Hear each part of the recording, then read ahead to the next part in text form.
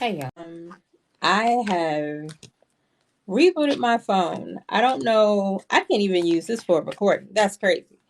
Um, yeah, because I think it's got to be an outage or some sort of connection issue. Because it doesn't look as though I'm being booted out due to TikTok. This is solely a connection issue, and I swear to God, I've paid my phone bill. So I don't know what is happening here. Um, Man. This is so crazy. Yeah, there's definitely a connection issue. I definitely apologize for any of that. Um, Man, I'm so sorry. Um, because yeah, I definitely wanted us to have a good conversation. Hey, sweetheart, how are you? But it seems like I keep losing connection. If I end up losing connection again, y'all, I may just have to try this another time. Because I don't know what's going on. I don't know what's happening here. Um, because yeah, it keeps going out. Anyway, I done lost my train of thought, y'all. Dang. Um, oh yes. I was about to address so far as, coming up, being brought up, um in a manner of survival versus love. So when people are actually raised by means of survival, or they have this upbringing of survival. Um, the whole aspect of survival can come from different forms. It can come by way of your childhood. You actually seeing your family, or going through financial difficulties. And so, you internalize and say, I don't want to deal with that. I don't want that to be me. I don't want to end up having to deal with the struggles that my family has before. So I need to actually, do something better and different so that I can actually avoid having this problem with finances. Or your parents were just financially unstable. So then it goes to a place where it's like, well, you then have to work and then contribute to your household at a young age. Or, you're probably the oldest, like I am. And, you have so many responsibilities that are actually thrown on you at such a young age. But you would then at that point become conditioned and things are internalized. So there's that. But also, um, coming from a place of love, like I said, that can also carry. Oh, thank you. Thank you so much for the love. If you're here, please be sure to tap on the screen. Um, if you're coming from a place of love, you can still actually have these toxic traits. You can, have issues with codependency because, you're so used to having certain things in certain aspects of your life between time and money or attention and all these things. So if a person lacks in any of those, it's a shift, it's a clash. You can actually get to the point where you may end up being jealous or angry, aggravated because you're not getting these certain things, where your mate may actually be moving on a place of survival versus you moving from a place of love. Again, clashing. But it's not to say that one is better over the other. It's to say that they can still coexist. You can move from a place of survival, but survival does have toxic traits. You can move from a place of love, but moving from a place of love also has its own toxic traits. We have to understand that, at the end of the day, everybody has their baggage with them, right? No one by no capacity is ever going to be perfect. No one. No one. So, you know, for the young lady who actually did that TikTok, I swear it definitely made me feel a way for her, because I'm like, poor baby. Like, I don't want you to feel as though, you're wrong, or that, you are you're inappropriate behind dating in a place of survival. A lot of us have actually had upbringings where we had to learn fast on how to survive. So but that doesn't place you as though there's something wrong with you. Honestly, to come from a place of survival, especially in today's time, that's needed. That's necessary. We are coming up in such a shaky time where there's inflation everywhere with everything, literally everything. The food you eat, the gas, any purchases that you ever make, housing, everything has actually gone up. So those who are actually brought up from a place of survival actually knows instinctively how to navigate through all of that. There's nothing wrong with saying that you actually need help. There's nothing wrong with actually saying that, you want someone that can help. Religiously speaking, we're supposed to be our helpmates to one another. So there's nothing wrong with actually saying you want someone that's able to contribute to your life and lifestyle, that can make things easier for you. That's how it's supposed to be. So there's nothing wrong with that at all. By no means. There's nothing wrong with that at all. I will want someone who knows how to survive. Now, again, don't get me wrong. I will say this again, because again, I did get cut off with my connection twice. Um, Moving from a place where it's just like, it's not about your care, your feelings for this person. I feel like I said, I would want the survival and the love to be able to coexist within the same space. But if you're only moving for a within the place of survival, in the mental capacity of, it's just about the money, this is where I feel as though you're wrong. This is where I feel like things get gray, because there's this sense of control. You actually have those who, and we see it all the time, where the guy may actually take the female out, and it's, well, after dinner, I was wondering why we're not actually heading to my place. So, we can do what we do, as what grown-ups do. Trying to have a sense of financial control just because you took her out on a date. First of all, for those who do that, you're lame as hell. You're lame as hell. Because at the end of the day, no one's coughing up cooch behind an Applebee's 2 for $20. Okay? Let's see who this might be.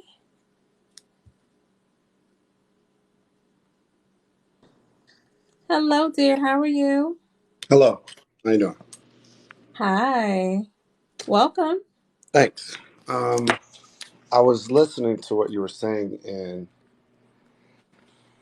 I think that your experience Mhm. and your level of confidence and financial stability puts you out of touch with a certain level of females, certain level of women. There Okay. are women out there that will do exactly what you stated for less. And that's unfortunate. It's unfortunate, but it is true. And you there's not a place and time that has been recorded where you can go back and find that men of wealth have not been able to purchase women. Oh, It's absolutely. unfortunate, but it is that way. And it doesn't matter if it's land and mules, if it's houses and Mercedes Benz, whatever it may be. The possessions that a man has obtained has always given him access to women. So here's the thing. I don't think that there isn't a class of women who do certain things behind less, right? Hmm. It's not that I don't think that they don't exist. It's just to say that at the end of the day, you will want someone who's going to be able to contribute and help within your lifestyle if whomever I'm dealing with is going to be my helpmate. I don't want anyone that's kind of dancing on the, well, what do you bring to the table conversation? Because if something was to go awry, something is to go left, right? Hmm. You are you are the man, the lead, the one that I look to say, okay, babe, shit's getting real. What are we to Hmm. do? I need to know that you actually have those means of survival skills, regardless, to make sure that we're okay. So, whether we're talking about money or just having the mental capacity so far as to how to move, I need to know that the man still has a set of survival skills to make sure that we're in an okay place. Now, the woman in particular, I do know there are plenty of women who they move solely on the grounds of, but what that money look like though. I know that they Every exist. woman does. Totally know that they exist. Every woman does. And if that's your thing, I'm not gonna say everyone. I'll disagree with you on that, but I'm gonna table that for a second. But if that's how you move, that's how you move. I don't move like that. That's not true. Don't get me wrong. I want you to be able to be financially stable. I want you to be able to have some There means it of is. financial literacy. But I'm not leaning on you for my lifestyle. I totally understand I that, would but never. you just contradicted yourself. No, not contradicting Yeah. myself at all. Not Oh, contradicting myself at all. let me That's let me saying explain why. that's to say that I'm looking for my equal, not to say that I'm leaning on you to say for me to eat, for me to have a place to stay, for me to actually have a car to drive. I'm looking to that man to take care of that for me. I can have It's all those. just I've been having all those things on my own. it's just it's too you're just compartmentalizing it differently than the other person that you described. So let me give you two examples. A woman, there's a woman who looks for a man who has money so she can take advantage of him.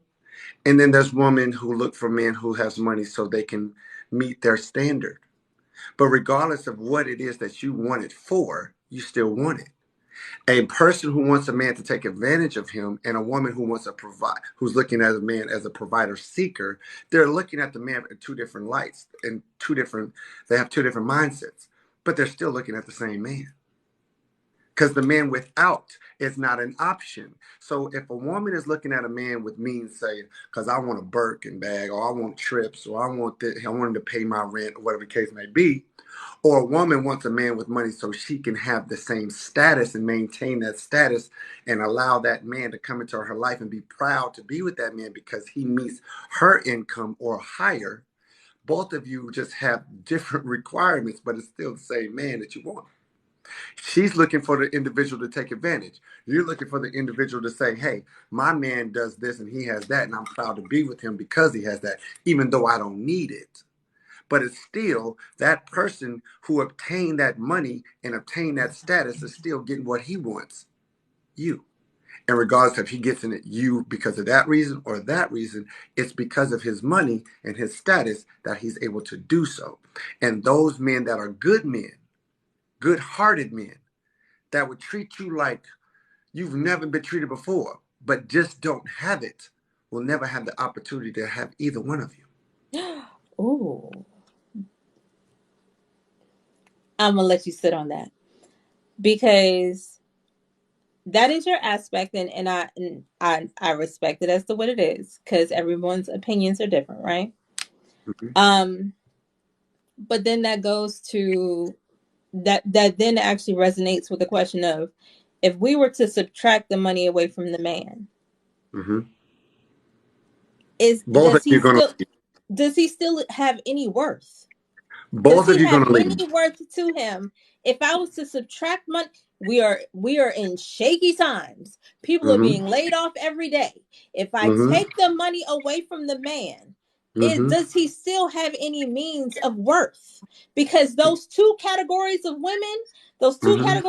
who are just either I'm here to take advantage or I'm looking at this man because I want him to be a provider. Only one of Or them you is just want him to be only one of them is going to stand. neither one of them gonna stay. You think so? Look at the divorce rate.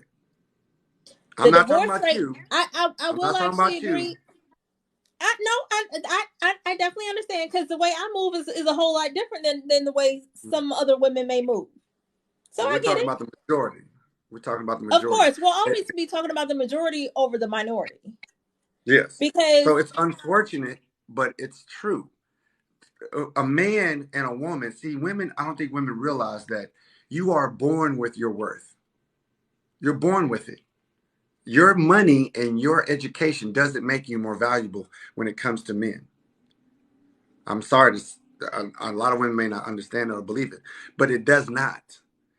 I don't care. A man who has wealth doesn't care how much you make because I'm never going to ask you for your money anyway. I'm never going to ask you to pay bills. I'm never going to put my family in a position where you have to work or you have to take care of something because even in my downfall, I have the insurance and everything else set up, passive income, to where if I cannot do anything but sit in the bed and lay there on a medical freaking pump, everything I have and everything I need is taken care of.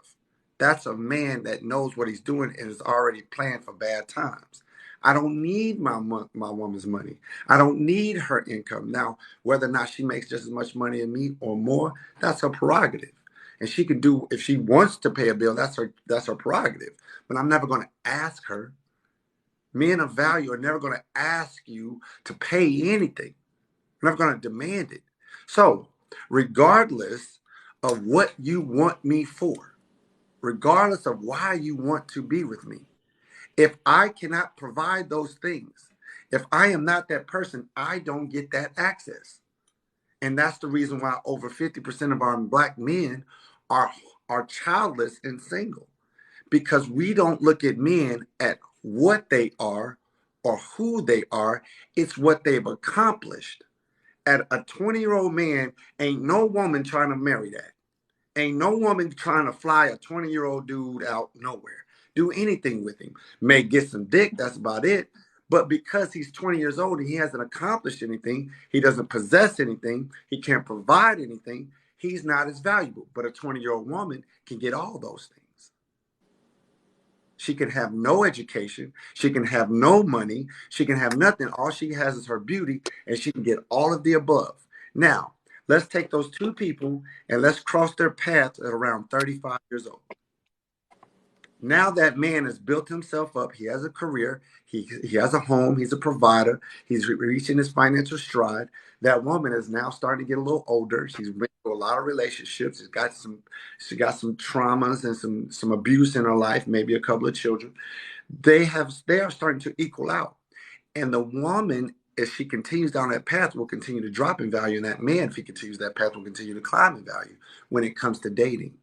When it just comes to dating. When it not as a person, all people will maintain their value regardless. But I'm talking about just as an attractive aspect. So when you have men and you have women that are looking at each other, these men who have this stuff, they know what it is that you want. Just 10, 15 minutes of conversation. A 30-minute dinner, I can figure out what you want and why you're with me. My choice is, am I going to allow you to do it? If I'm talking to you and me and you are talking over dinner and we're thinking about dating and you tell me you want a man that can do this and you want a man that can do that and he's going to treat you this way and treat you that way and you need to feel like if anything happens to you, he can take care of everything. And if you can't work no more, he can handle it, blah, blah, blah. I've already figured out what you want. I know what you want. And I can continue to advertise that or I can walk away. Now the woman who's stepping up talking about, oh, I need a man who's gonna spoil me. I need a man who got it like that. I need a man who's gonna spin the bag and all that other shit. I know what she wants. But what about the guy who makes $50,000 a year? He's an electrician or a plumber, but he would treat you like no man's ever treated you before. But just because he can't afford to maintain the lifestyle that you have or you want, he is not looked at as an option by the majority of women. So I will actually say that for the guy that actually, because that then resonates with the man that makes six figures and that sort of thing, that conversation. Do I feel as though men actually lean on a woman's education or her finances? No. And I would like to think for a man who's actually established will never lean on what she got going on. What she got going on may be a plus to the overall team, but it is not I need what you got going on, right? That's right. However, if we're talking about majority versus minority, we're not talking about men who are making six figures. He doesn't have to. Because there is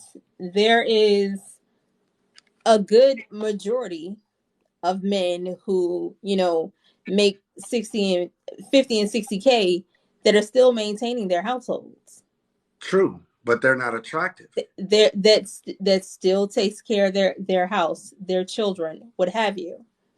But if you're a woman of principle versus a woman of luxury, a woman of luxury is always going to lean to the money and solely but the money. But you said we're talking about the majority.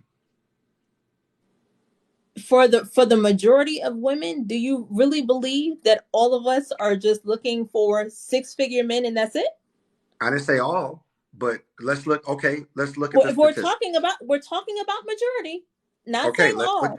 We're talking about majority. Let's look at the statistics. What would you say the percentage of men in the black community is actually fathering the majority of the children?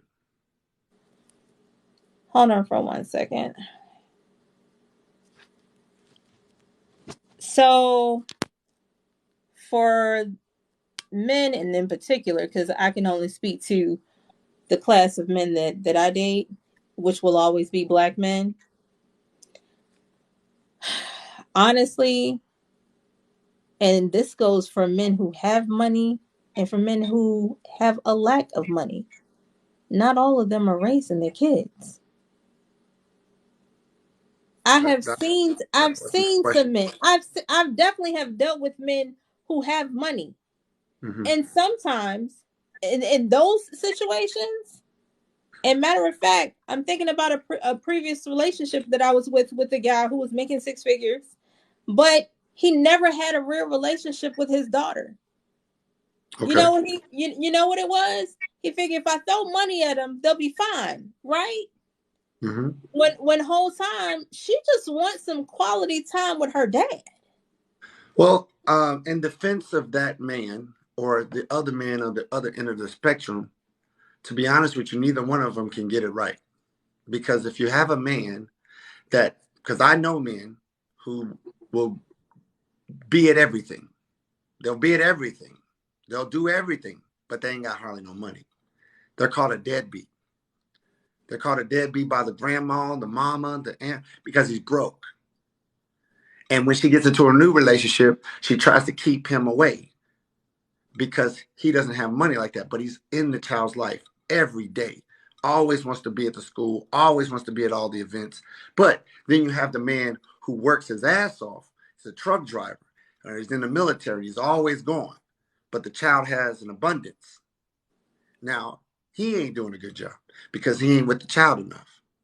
So, really, at both ends of the spectrum, it a father sometimes 99% of the time can never get it right, can never get it all the way right, because if you give them the time, you don't have the money. If you give them the money, you don't have the time. You can't do both majority of the time. It's very rare where you can have a man that can stay home, be with the children, and still be able to provide a household that is considered sufficient in 2022. Now, I was in the military for 22 years. I retired in 2019. I have my own company now, so I understand both spectrums. After I retired, I was able to spend more time with my children. When I was in the military, I was not able to, but they had everything they needed. So, when do you get it all the way 100% right? I can do it now, but they're older. They don't want to spend all that time with me now. So, that's why I have to defend men on both sides, because some men, and also we have to point out who's being selected to be fathers. Why does 96% of prisoners have children? 96% of men incarcerated are fathers. They have children. Okay. 56%. So I'm gonna stop you for 2.2 seconds. Only because of the fact that the topic of the live really is to be about love versus survival. Okay. Now, don't get me wrong. I understand that we do always there's always going to be the conversation of the statistics of it all. And Mm. so far as it's always been a raging topic of, the the money or the six-figure conversation, the what do you bring to the table? There's always that, which actually I think I did kind of tackle on those topics previous to. However, Mm.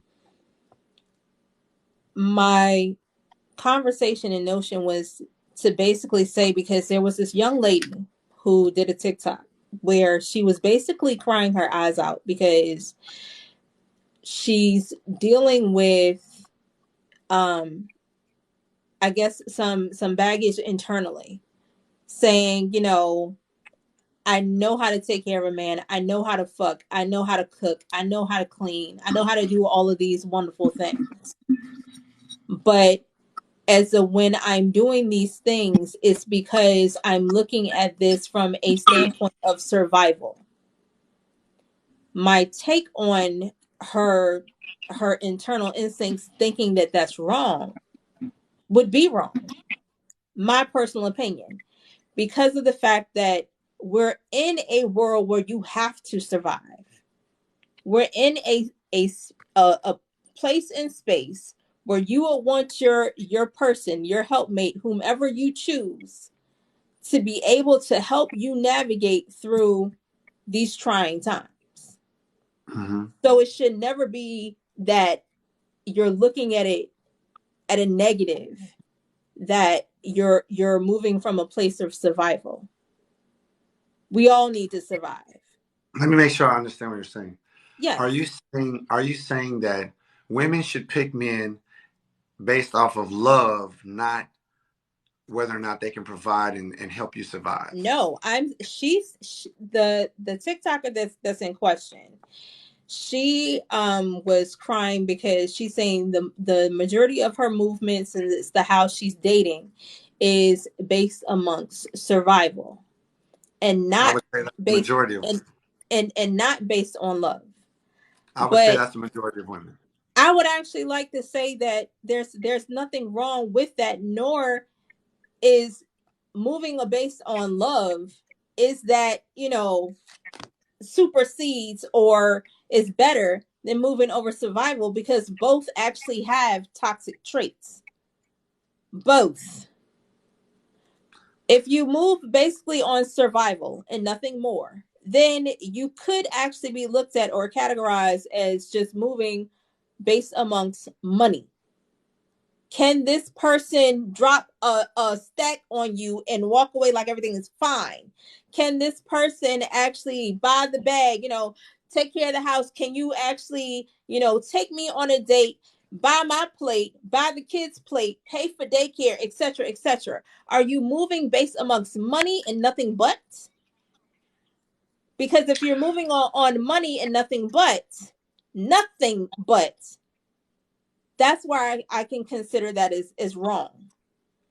I mean, Correct. Whoever this person is in my comments, yes, there's a difference between survival versus greed. that's exactly what I was about to say. But I think you're mixing the two, because I believe every woman that's a heterosexual woman picks a man and she has it in her mind, if something happens and I can't work, can he take care of me and my children that I potentially can have? That I can totally agree with you, So because that has nothing to she do was with in a love. That has nothing to do with she love. was in a she was really having a meltdown behind her saying that, She was screaming. Well, her. are you talking about she was screaming and talking about I'm tired of working, I can't do this no more? No. She was just saying, as I said to you, that's what she was saying in the video. It's, I know how to cook, I know how to clean, I know how to fuck, I know how to seduce a man.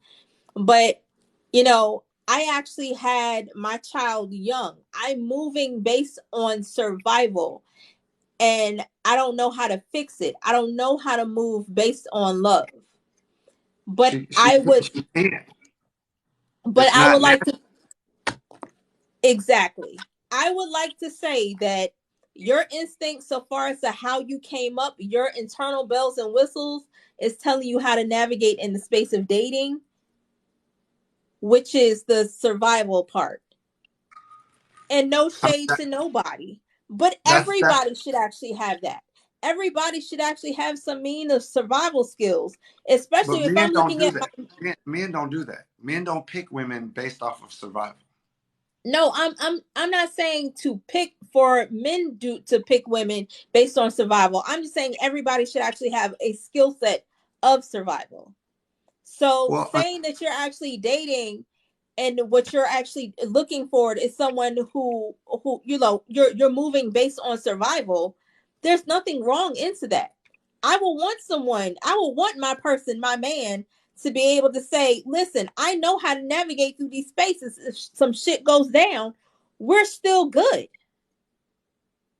So I see no wrong into saying you're dating from the space of survival. There's nothing wrong with that.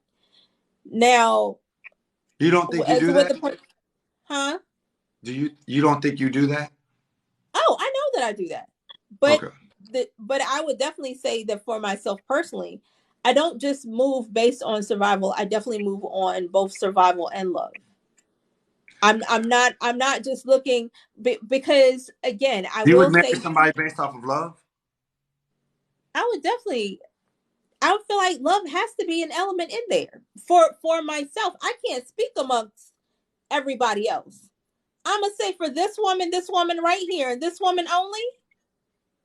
Mm-hmm. Yes, I want there to be the element of love, respect, honor, loyalty within my relationship, encompassed Oh, with okay, yeah, of course, of course. survival. But I'm thinking you're saying that people should marry only based off of love. No, I'm not saying that Because it's based off everybody, of love almost only. 99% of people who get divorced are still in love. They love each other. They just don't want to be with each other no more. Oh, absolutely. Absolutely. I definitely have relationships where it's just like, I love you, but I got to love you from a distance. Exactly. So if it was me giving advice, if there was a million women in front of me, I would tell them exactly this. You need to know the amount of money that your potential husband needs to make annually in the city that you want to live in to be able to provide for you and the amount of children that you potentially could have or you potentially want to have. That is a key number because, see, what a lot of women don't realize until it's too late is that you get with a man and he does all the things you need him to do in order to make you feel good inside, and you bear a child for that individual. Once real life hits and the dick and the dating and all that shit is old, once real life settles in, you're going to evaluate that man annually. It doesn't matter how good it was in the dating phase. It doesn't matter how good it was in the infatuation phase. After 2-3 years of you living with that man and watching your child and how your child has to live compared to other children and how they have to live, you're going to evaluate that man and you're going to leave him if he cannot provide the life that you feel that you deserve. I don't give a damn who you are. That's the reason why 78% of women are filing for divorce, is because when all of the dick and all of the dates and all that other stuff is calmed down and you're watching regular life and you're saying to yourself, oh, this ain't it. Me and my child deserve better than this. And he ain't got, now it's all of a sudden, he don't want to grow. He doesn't want to invest in himself. He doesn't want, you knew that shit in the beginning. But because you allowed your emotions to dictate your actions without actual factual information and statistics and numbers before you made a decision, it baffles me how women are some of the smartest individuals on earth when it comes to picking the right college, picking the right car, picking the right career. But then you get gang goofy when it comes to dick. As soon as the man gets in your life, you start making some crazy ass decisions because of how he makes you feel. But that's when you allow emotions to dictate your actions. And that's the only place in your life you do it. You don't give a damn how good somebody talks to you at work. If that paycheck ain't right, you ain't staying there. You don't give a damn how good the college look, how many sororities and fraternities they got. If they ain't got the thing that you're trying to get a degree in, you ain't going to go there. Y'all are very, very, to the T. You dot your I's, you cross your T's when it comes to everything else. But then when it comes to picking a man to give a child to, Mm-hmm. you lose your mind and you let this little thing in your chest make all these decisions. So I'm gonna pause you right there because we actually have another guest that came in the building. How you doing, Miss Balancing? Was it Balancing Coats? Hello, darling. How are you? Hi, I'm good. How are you? I was just listening for a little bit, but I did want to add on. Yes, ma'am. What did you want to add to the conversation?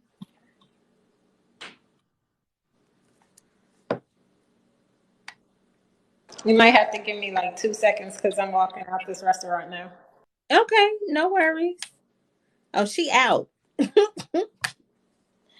She wants to be out with the girls right now. Or on a date. Who knows? Well, while she's getting ready, I'll just add this last bit. Yes, sir. Until we start teaching our women, our young ladies, what a man is, and stop allowing every generation of women to fall into the hole and learn the hard way, this will never stop. It will never get better. We're almost at an 80% rate of our children being born out of wedlock because they're thinking like what you're saying with emotion and not survival. You should be thinking survival first. Survival first. Is this man, is he what I need him to be today? Not potential, because potential can go potentially good or potentially bad. Fuck potential. Does he have a career today? Does he have a house today? Does he have retirement plans or everything set up, funds set up today? Before he's allowed to enter your body, does he have it now? I'm gonna go ahead and let you tape. We're gonna table that for 2 seconds. I feel like she's back. Hey, sugar, what's going on? Hi. You know what? I wasn't here for the hotel inn, so I don't know like how it started or anything. But he just made a Survival good and point love. though that I do agree with when it comes to women looking at on how to choose a man.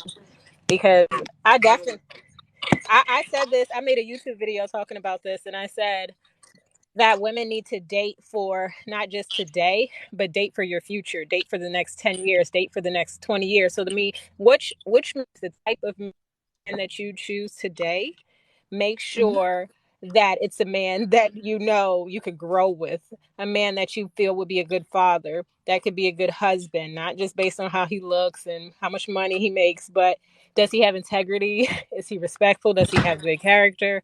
All these things that I think a lot of people do bypass because they're in the moment of their feelings and emotions and all of those things that don't translate well when it comes to having a family. So yeah, I think Yeah. we need to learn how to choose partners for the long haul. And then I do hear sometimes a lot of women say, well, men lie. And I think yeah, a lot of people will put on a representative, and that's why we have to be patient because time really does reveal all. So there's no reason to rush at all with the like. Why are we rushing? Like where are we going? So to me, it's like be patient because a lot of times I find I'll give you a real quick example. This happened to Mhm. me years ago, but I was dating a man and we never had sex, but he was talking about how much he liked me and how he's so into me that he wants to freaking have me move into his apartment. Mind you, we never had sex or anything. It was like 2 months in, and I'm like, I'm not gonna move in with you. And he was like, no, I'm telling you, I'm ready to get married, blah blah blah, eventually, but I want you to move in now. And I'm like, okay, well, you're gonna have to go through all the men in my family, you're gonna have to sit down with them, at a family dinner, and they're gonna have to learn who you are before I even do anything like that. And he's like, okay, yeah, sure, I'm gonna do it, right? And I'm like, yeah, perfect, we'll do it on this day. Promise you, never heard from him again. Never heard from him again. Literally, I never heard from him again. And this is my point. I mean, well, actually, that's a lie because it's like maybe 2.5 years later he did try to reach out again, but he was blocked. But anyway, the funny thing is that we can't just listen to men and believe whatever they say. Like we have to follow that up with actions and time and patience. And look at how he lived his life before you got there too. Like yeah, I'm not dating men with a whole bunch of children and a few times like I wouldn't do it. So I mean, that's my 2 cents for right now. I I can might. appreciate that. Thank you. So the intro or the topic is leaning on love versus survival. Um, and with the gentleman above you, his notion is that women should actually get into the mindset of the survival portion in opposed to the love. Um, Now, I myself Oh. feel as though love should actually be encompassed within that relationship, not just the survival part. Do I want the person in my life to be able to have those skill set for survival? Absolutely. But I'm not going to neglect and then say that I don't want love within my relationship. Within my relationship, I want to be able to have a friend within. I want to be able to say that this is someone that I can actually do life with, enjoy life with, that not only has After those, you choose him, right? I'm sorry. That would come after you choose him. Yes, this would actually be things that I'm looking for within my choosing. But No, don't no. think that but don't think that I'm not actually looking to him to see if he does not actually know how to materialize those things that relates to survival. I, I, You I just definitely need to be able to have that. But I that's don't what I'm believe saying love. for the creator that actually made the video, that where she was actually having a meltdown moment because her movement was based amongst survival. I'm saying to her, if she was ever to watch this, there's nothing wrong with that. There's nothing wrong with that at all. Because I need to know that my man is still going to be able to run the ship Yeah, but and see, still be able to make sure that we're going to be able to make it.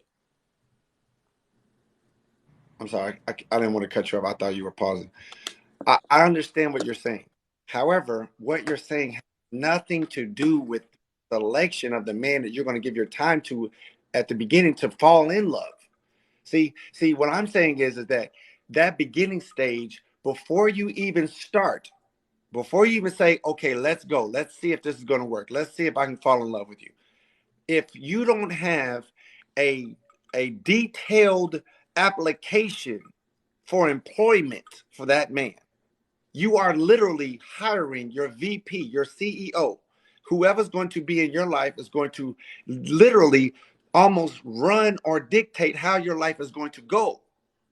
So why in the world would you even give a man a ounce of your time if he does not fit all those categories? If you are the CEO of a business, if you're the owner of a business, and I'm coming up to apply to be the CFO, whatever the case may be, you're not going to just let me start working and see if I fuck it up. I got to bring in credentials. I have to bring in experience. I have to bring in qualified individuals as references. That's not what's happening today. You're just getting to know people and letting them into your life, in your body, and then things happen, and now you got to hope that this person can hold on this position. He should have never even been in a position to get there.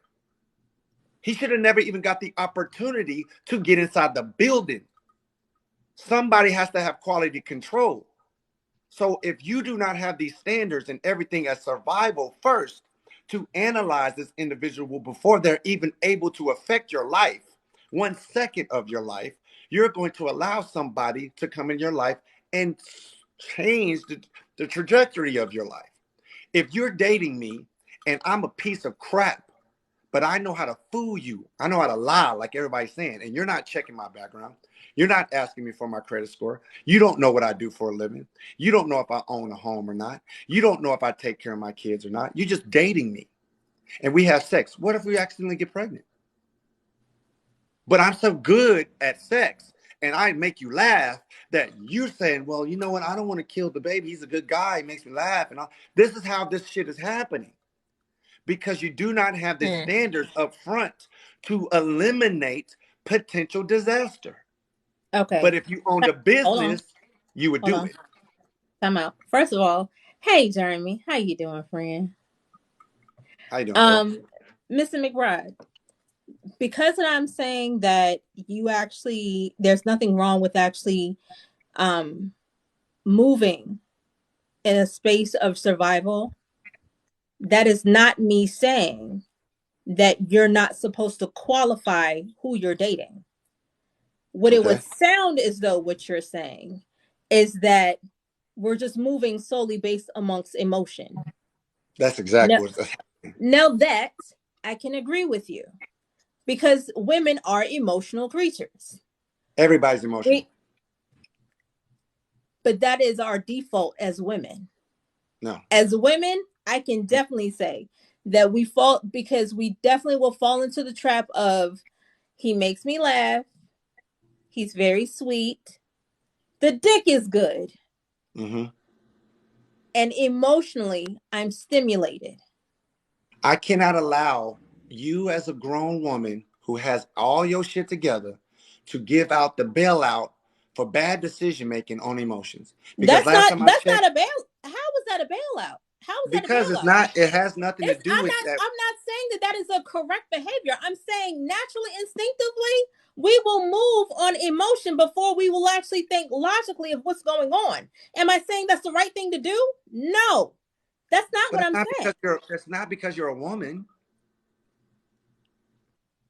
It's Okay. not a woman. You're just me and you as human beings. Last time I checked, there's 3 times as many dudes in prison that there is are women. And those dudes that are in prison, they acted on their emotions, and that's why they're in prison. Prison. They didn't react with their mental capacity and make a good sound decision. They acted on their emotions. They got mad, they got angry, and they killed and hurt someone, and that's why they're in prison. So I would almost say that the majority of men in the United States are a little bit more emotional or acting in their emotions than Mm. women are. So are we actually then saying that we're just basing this on what is statistically happening with the men in prison? Or because again, we're going back to majority versus the minority. I'm going off based on human beings. A man and a woman both have the capacity to act when sound mind and make sound decisions. It doesn't matter what's in between your legs, doesn't matter your genitals, doesn't matter what gender you freaking have. It is, we're talking about the brain and its capacity. You are not able to make bad decisions in life and then say, oh, well, it's because I'm a woman. Because you didn't do it when it came to your college, you didn't do it when it came to your career, you didn't do it when it came to buying a house, you didn't do it when it came to buying a car. So you didn't make no bad decisions emotionally there. But when it comes to men, now all of a sudden, I don't know what to do. I'm gonna get back to you in a minute because I definitely have to give Jeremy the floor so far as his take. Go ahead, sweetie. Um, so one thing I will agree with Mark on is the idea that being emotional and things of that nature is not, it's not specific to a particular gender. With that being said, I think sometimes we have a habit in these conversations to kind of we will take the point to its conclusion, and we kind of project what our perception of whatever the case may be is. For example, when it comes to um, the introductory process, the vetting process, and things of that nature, to assume, because one of the things is I'm watching Mark in the comment section, and he's doing a lot of generalizations. Women this, women that, and it's like we're not honestly in a position where we can speak for majority. And you and I had a conversation earlier, and one of the things that I clarified even in that conversation was this is my experience, this is what I know, this is what I've seen, but I do recognize that that is a small set of people based on that experience that I cannot then put on anybody else outside of that circle. So when there are women who are then um, putting forth the things like how does he make me feel and all of that as the forefront, and you're not considering all of the other aspects of, you know, the kind of money he makes. Is he good with his money? What's his credit score? Things of that nature that would actually contribute to the survival. um, I'll acknowledge that that people are doing a disservice to themselves, but to that end, I would say both are guilty of that. I think it's essential that there's a balance, no matter if you're a man, woman, or non-binary. It's essential that you are considering a balance whenever you are considering a person of interest. Yes, the emotional aspect of it is very much I won't say essential, but it is something that is healthy, because if you can experience those things, because we're human and we do feel, and if the only thing that that person contributes to you is um, a financial support or whatever the case may be that allows you all to, you know, thrive in this world, um, then you are already selling your relationship short. Because one thing I push back on, Mark, is the example of a business, a company. I see a lot of men use that example, and I really don't like that example when it comes to relationships, because I'm going to look at my romantic relationship different no matter what than I would um, a business relationship. There are certain things that she may get grace on, that I would not give my business partner. That I can definitely agree.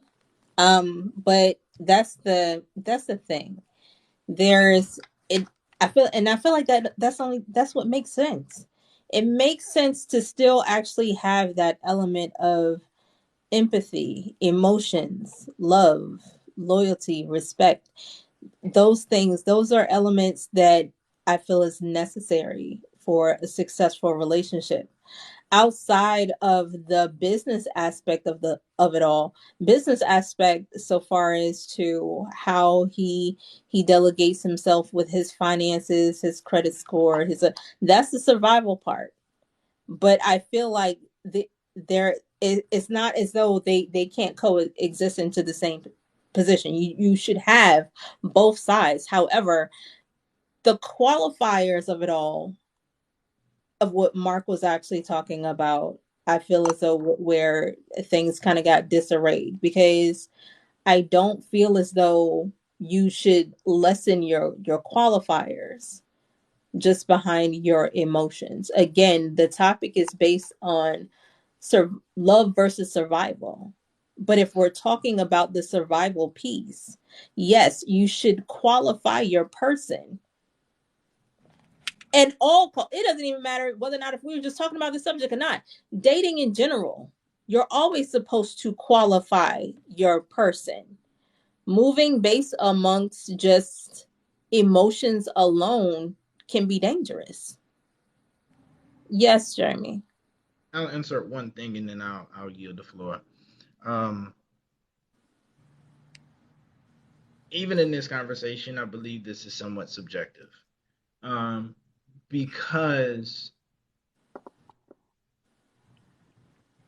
that the priority of one over the other, or them being 50-50, um, is going to vary depending on a few things. First of all, if you came from a rich family, then survival may not necessarily be as high on your radar because you might be secure. Right. Um, you may have an inheritance or whatever the case may be, or you may very well already be, in a career, done an invention, own a business, or whatever the case may be that does very well, and so you are comfortable with it without a person. So therefore, the emotional aspect of things, the love, is going to be a higher priority on your radar. Whereas on the flip side of that, somebody who may not necessarily be in a somewhat stronger financial aspect, who's trying to work a couple of jobs, trying to get themselves together. They may be going to school to get their degree so that they can get a better job, whatever the case may be, and they're in grind mode. I'm always on the hustle. I need someone who's going to rub my back, who's going to hug me, let me cry on their shoulder when I'm feeling bad, be able to appeal to the emotional side of things, and so they would prioritize that. So, or excuse me, more the flip side of that being that I need somebody who's going to be able to financially support that aspect. Whereas I've learned how to be emotionally attached. I need somebody who's going to be able to contribute to that. If it's helping me pay some loans, if it's helping me pay bills until I can get, this degree or get this other job or whatever the case may be, that part is going to vary from person to person depending on what part of life you're in. Right. I can agree. It can very much so be subjective. I'm sorry. Yes, Mark. Because it looks like you were holding out for a minute. Go ahead, dear. Let me let everybody, all 130 people in this live, hear this and hear this very well. If you plan on getting married in the United States and signing a marriage certificate, that is a contract. It is a business. Believe what you want. Religion, love, whatever it is you want to add to it. But please don't forget, that is a contract. And it is business. And ain't nobody give a damn about your love or your feelings and all that other stuff when that judge and them lawyers are getting ready to divide everything that y'all got. So choose wisely and choose however you feel. But to believe that your business at work and your business with your husband or wife is any different, I would go to say that business with that other person is even more important, because it can destroy everything else that you have going on in your life. that person can increase or decrease and destroy everything that you have going on.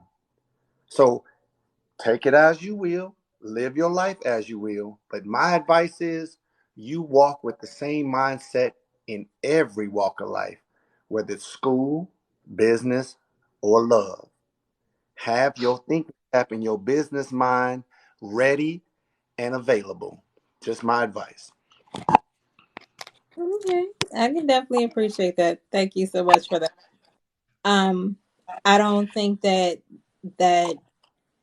just because you actually see things from an aspect of business as it relates to your relationship, that we then dismiss love, or I just missed loyalty, or those the emotional part of the relationship. hmm Because yes, they still coexist within the same space when dealing with your relationship. And same thing at work. If you were my boss, we have to have a relationship in order to work together. We have to It's have a a lot relationship to work together, but it's a different dynamic though. true, but it's a lot easier to hire me. Let's say me and Jeremy are both applying for the same position, right? Hmm. We both got the same qualifications. We went to the same school. We got the same amount of experience. We got the same references. We both did a good job in our previous situation. But he's all business while y'all are doing your interview. I got you laughing, giggling. You think I'm attractive. We're a little flirtatious during the interview, whatever the case may be, but I got everything that he has. That is how you divide men in your life as far as relationships go. But the first thing we're not even going to get to sit at your desk if we don't have the qualifications. That I can We're agree. not to waste your time. That's what I'm saying. See, That Jeremy didn't have the other things that you were looking for, but he had all of the boxes checked off. I had all the boxes checked off. You went on a date with both of us. You didn't continue to go with Jeremy because I had more of the other things that you were looking for. But you still didn't waste your time with Joe, Dick, and Harry because they didn't have what me and Jeremy had. right. They're That's I still have a question. qualifying. That's still exactly. qualifying. But Right. you're not going into the relationship thinking, well, I want somebody who's funny and can have good sex and does all this other stuff for me, and then trying to figure out if they're going to be a provider or if they're educated and all those other things. You're thinking with your business mind first, and you're selective about who you allow to come in your life and use your time. That's all I'm saying. Reverse the two. I Okay. Yeah. can So respect that. so I can I have a respect it. question. I don't necessarily agree. I'll let you ask your question since you've been waiting. No, why don't you agree, Jeremy? Like, tell me. I'll answer after you say why you don't agree. Well, again, that example doesn't correlate because immediately during the example you just gave, lines get blurred. Because if we're talking about a business, if we're talking about a job, then the flirting and all of that stuff like that would already kind of walk a fine line when you get into HR conversations and things of that nature. So immediately the dynamic, as Boss Lady mentioned earlier, is going to be different, and that's why the two examples don't correlate. The other thing is, as I mentioned before, a lot of times when we get into these spaces of interacting with a person and getting to know them and stuff like that, a lot of people do it simultaneously. It's you putting one in front of the other that I'm having to push back a little bit on. It's like, does he this? Oh, he checks all the boxes. Now let me get to know him and see if I actually have a connection. And then it's like, well, if that was the case, because again, dating situations are different. You got people with kids, you got people with jobs, you got people going to school, you got people running businesses. You have all of these different variables that also come into the situation. It's not like you can just sit down at the table and have them all sitting out in front of you and you can just go through and pick. That's neat. And life is not that neat. Life is messy. So when you take those variables into consideration, then it's not as simple and black and white as just saying, well, oh, well, check off these boxes and then I'm gonna bring him in for an interview. And then it doesn't work like that. A lot of times, because of the messiness, we do these I, things simultaneously. I agree with him on that. That's what we need to stop, though. Stop being messy. Stop being childish. Get your You life in order. Okay, let Is me it clarify child? Wait, what wait, I wait. mean. How is it childish to actually do both of those things No, simultaneously? no, no, No, no, no, no, no. no. That's not what he's saying. He's not saying that. But I know why what he's saying. He's not saying that. But Okay, let me clarify what I mean by life is messy. Life is okay. messy in the sense that, for example, you have of all the 113 people in here, everybody's life don't look the same. Some of us have kids from Mm-hmm, previous relationships or marriages. Some of mm-hmm, us are, as I mentioned, going to school. Some of us own businesses. I have a 9 to 5 job, and I'm also mm-hmm, working on some other endeavors in my spare time in the evenings. mm-hmm. So when you have all of these other variables, that's what I mean by messy. It's not to say that things are messy in a chaotic, problematic way. It's to say messy as in it's not everything is in a neat straight line. Life is happening consistently and it does not stop just because we want to vet a person. Boss Um, lady, boss lady. Let's let's role play for a second, right? Sure. Okay. You're shopping. You're at Lenox Mm-hmm. Mall. Whatever. I come up on. I say, Mm-hmm. "How you?" Just want to let you know you look very nice in what you're wearing today. I just want to let you know that you look very good. And as I'm walking away, you be like, "Well, don't just tell me I look good. I mean, do something about it." And I'm like, "Oh, I am single, so I would love to have your number if you're available. Well, here it is. Give me a call, or we exchange Instagram, whatever the case may be." As soon as that transaction happens, Mm-hmm. the time we speak, Mm-hmm. information are you trying to get from me? that's a good Well, question. here's a little secret. Here's a little secret. The way I move, just the way I move. I ain't gonna talk about nobody else. The way I Mm-hmm. move. As Mm-hmm. long as I got your first and last name and know where Mm-hmm. you from, Mm-hmm. You know we oh, I You done googling them. already checked your information. I done per- already checked your information, sugar. perfect. I But know for where your mama lived by the time we sit down to have our first date. per- I salute you. I salute you. But for everybody else in the group, what is some questions, some key questions you should ask before you even waste your time with another call or even a date? I ask questions like, how many children do you have? I ask what your goal is. Are you looking for a long term relationship? I'll ask, where do you live? I'll ask, what do you, I'll ask everything. I know what I'm asking I everything. do. What do I do? Those Everything. questions, you're checking off your boxes. That's the Yeah. And interview. if I don't like your answers, I'm not going. So, And that I believe is what is missing in a lot of women's lives. They just want to do the fun stuff. They want to hear so the hold good. on. Let me ask everybody a question. Has anybody in here ever seen a commercial for a Bugatti or Ferrari? Of course not. We know. Okay, I kind of get No. what you're going with that, but continue. A Bugatti or Ferrari, they're not going to have commercials because why? 90% of the population can't afford their product. They're not going to waste their money on commercials. But all the other brands, Hyundai, Toyota, Honda, they got commercials every motherfucking day. And the reason why they do is because they know they got competition. And you are literally those who are not doing what you're doing, boss lady.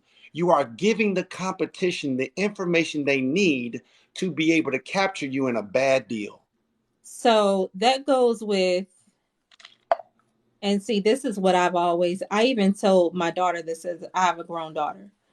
Um, Never just outright tell everybody that good old question of, so what exactly are you looking for? There you go. Pause. There you go. Pause. It's a trap. Cause here's the thing. My response to that is, listen, I don't too much go into that question because it's either you got it or you don't. But if you don't, I wouldn't be here. I wouldn't be here on said date if I didn't actually see anything of interest with you. So therefore continue. So qualifying questions that I actually like to ask. I like to ask things so far as like questions about your emotional and mental health. I like to ask questions and conversations about your goals, your family life. So far as what is your status with your relationship? Do you have a girlfriend? Do you have a wife? Do you have anyone that is in the wings who think they are your wife and or girlfriend. Is there anyone?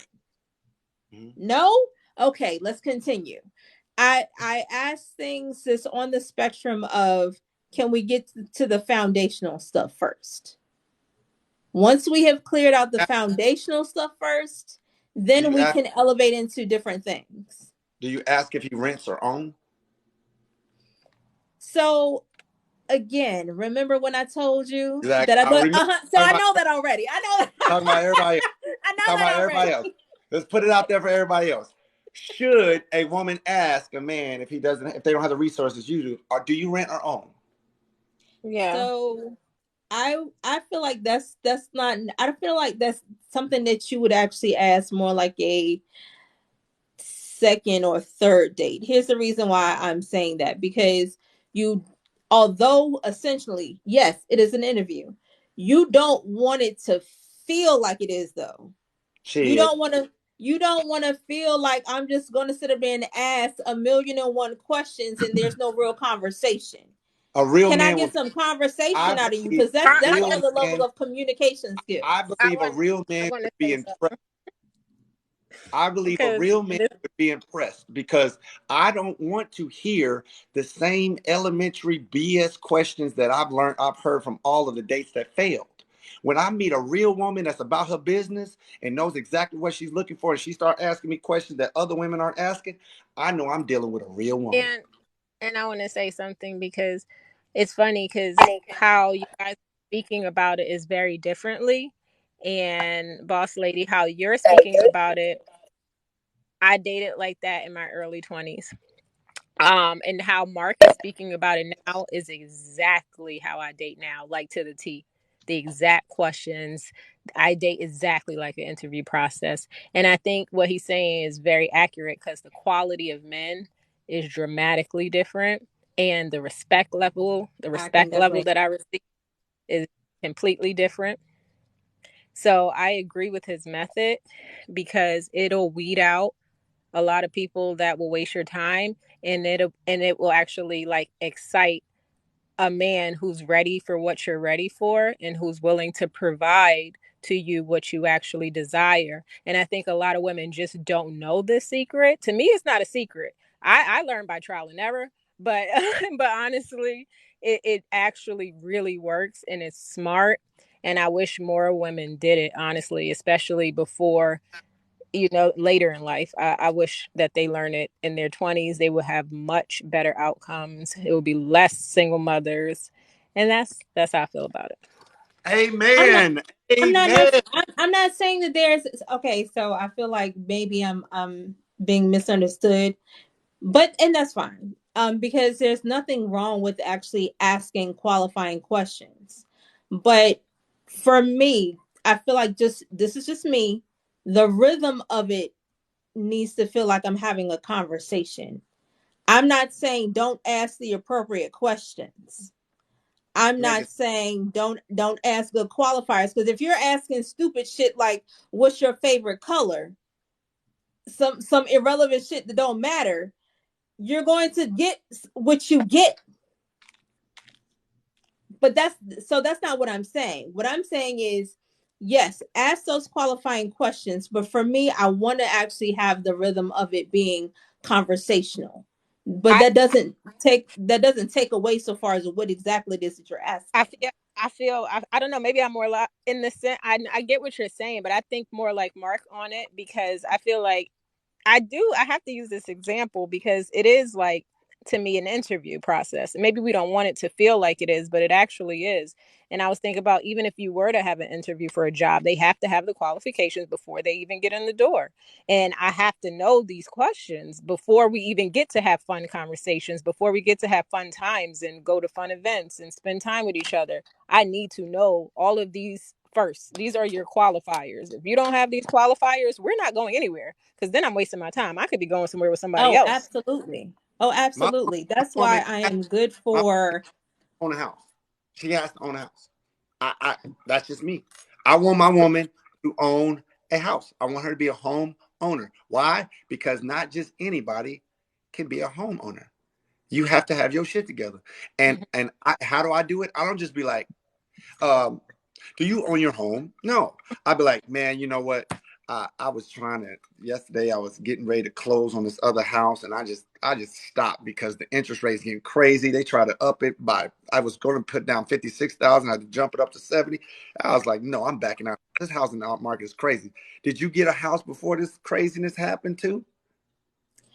Right. So I get it. But see, did you just see what you just did? Do you I see what mean, you just I did? did You a made the transition. He did rhythm it of the indirect. question Exactly. conversational. Exactly. Exactly. So Yeah. it's not as though we're not saying two different things. Yeah, Yes, you're right. I I want to agree be with you. able to I want to be able to get the information that I need to know. Exactly. However, I don't want to just be like, yeah, hold on. No, you don't got to do all that. I don't want to make it ever to feel like that. I want to be able to just at least have a conversation, because that also tells me, do you have decent communication skills? Wow. Yeah. So I don't want to just be like, yes, this, because for me, because I can only speak for me, I'm already going to have a couple of conversations with you before we meet. I'm not going to be like, so it's like, hey, can I take you out to dinner? Blah, blah, blah. Sure, I'll be there on Saturday. I don't know shit about you. I don't know shit about you. So I would have preferred to actually have had a conversation. Something to make me feel as though, okay, he actually meets this, and this. Okay, let's proceed. Let's see how he moves when we handle each other per this date, and then etc etc. So yeah, it's a gradual process, but again, I'm always going to make sure that we're on the same page about certain things. Now, let me ask everybody in the room a question real quick. Do y'all believe, especially in the Black community, if the majority of women started acting in this manner and asking these questions in this manner and having these type of conversations, that it would overall increase and improve the quality of men in that community? I was No. just about to say that. I think definitely, because that's the problem. People don't have enough qualifiers. They don't have any. They don't have any standards, and that's why the community looks the way it does. Everybody's If just being emotional and having fun I and can having ask, sex, and that's the issue. I would like I would definitely I would disagree. I would totally disagree. Not necessarily to say that you're not supposed to have qualifiers. Not to say that you're not supposed to be able to vet this person. And not to say that we're going to put vetting over emotional. No, no, no. That's not what I'm getting at. What I'm getting at is that people's standards, their morals, how they move, their everything that who they are different. People motives are different. People may actually give you the representative for up to a year's time. Who knows? But there's way too many other variables that could actually derail the whole, well, we could actually have better relationships if we did this. I don't think it's one clean cut answer that's going to be able to resolve all of that. So, yeah, I would also say no. Between the way the direction this conversation kind of went, as well as a lot of the comments that I'm seeing in the comment section, we have made a lot of generalizations in this space. Just in the last 5 minutes, there have been a lot of generalizations. generalizations are valid. No, well, that again, subjective, and that is my point. Subjective. I agree. That is Subjective, exactly my because point. the If I nuances. say that everybody No, has two ears and you have an auntie that has one ear, it doesn't change that everybody has two ears. that's a fact. That's something that's clearly irrefutable. You can clearly see I have 2 ears. That's not the same thing. So this is what I'm saying. In these conversations, when we start getting generalized and one generalization after another, it gets very intellectually dishonest very, very quickly. So the What's the point of this, generalization that we put out there that's off basis, that's nowhere close to being factual? Just so I can be correct. I can't say, and that's literally the point, because we have not provided anything that would qualify or quantify any statement that has been made. That is literally the point. Sir, you just said we made many generalizations that are making this conversation intellectually inaccurate. So what I'm asking is, give me please So one I of want you those to listen for a second. generalizations. Instead, hold on, because instead Okay, of the back and forth, I want you to just listen to what I'm saying, okay. because even in that, you've already misquoted me. The point that I'm saying is that I'm not stating that this conversation is just intellectually dishonest. I'm saying that it has the potential to become that when we consistently do that. So in the comment section, because of the way the direction of this conversation has gone, a lot more people are getting comfortable generalizing women. And somebody said, well, today's women don't vet. Okay, who would today's women include? Because that would include the two of you, because you still exist today. That's that, Exactly. and just that quick, they've made a statement about you and they don't know anything about you. But Codes, you just literally described your method of vetting women. So that would make his statement false. That's how quickly this can go. So to the question that you asked about that somehow changing and improving the dating aspect, or improving today's men, or whatever the case may be, I say no to that, because our change has nothing to do with being with women. Our change has everything to do with us doing the work to improve ourselves. That I can agree with. What? That is nonsense. That I can agree with. So How is it nonsense? That is absolutely nonsense. I'm sorry. Go ahead. I'm gonna let him finish. I'm sorry. I thought I was muted. I'm sorry. I think you're So echoing. you are echoing. But you mean to tell me that a man who is married, 40 years old, I'm using an example, but Boss Lady knows what I'm talking about, 40 years old, is married, and gets on this app to now tussle and argue and blame a 20-something-year-old woman he does not know for all of the bad experiences he had in dating, coming up from elementary school, middle school, high school, so on and so forth, and all of the times that he didn't get everything that he wanted. And now he's going to push that and trauma dump on a woman who doesn't even know anything about him, but he's married. Now, whose responsibility is it at that point for him to do the work to heal from that pain and actually be a healthy husband to his current wife? Would that be her responsibility? Would it be the 20-something-year-old's responsibility? Would it be our responsibility in this room? Or would it be his?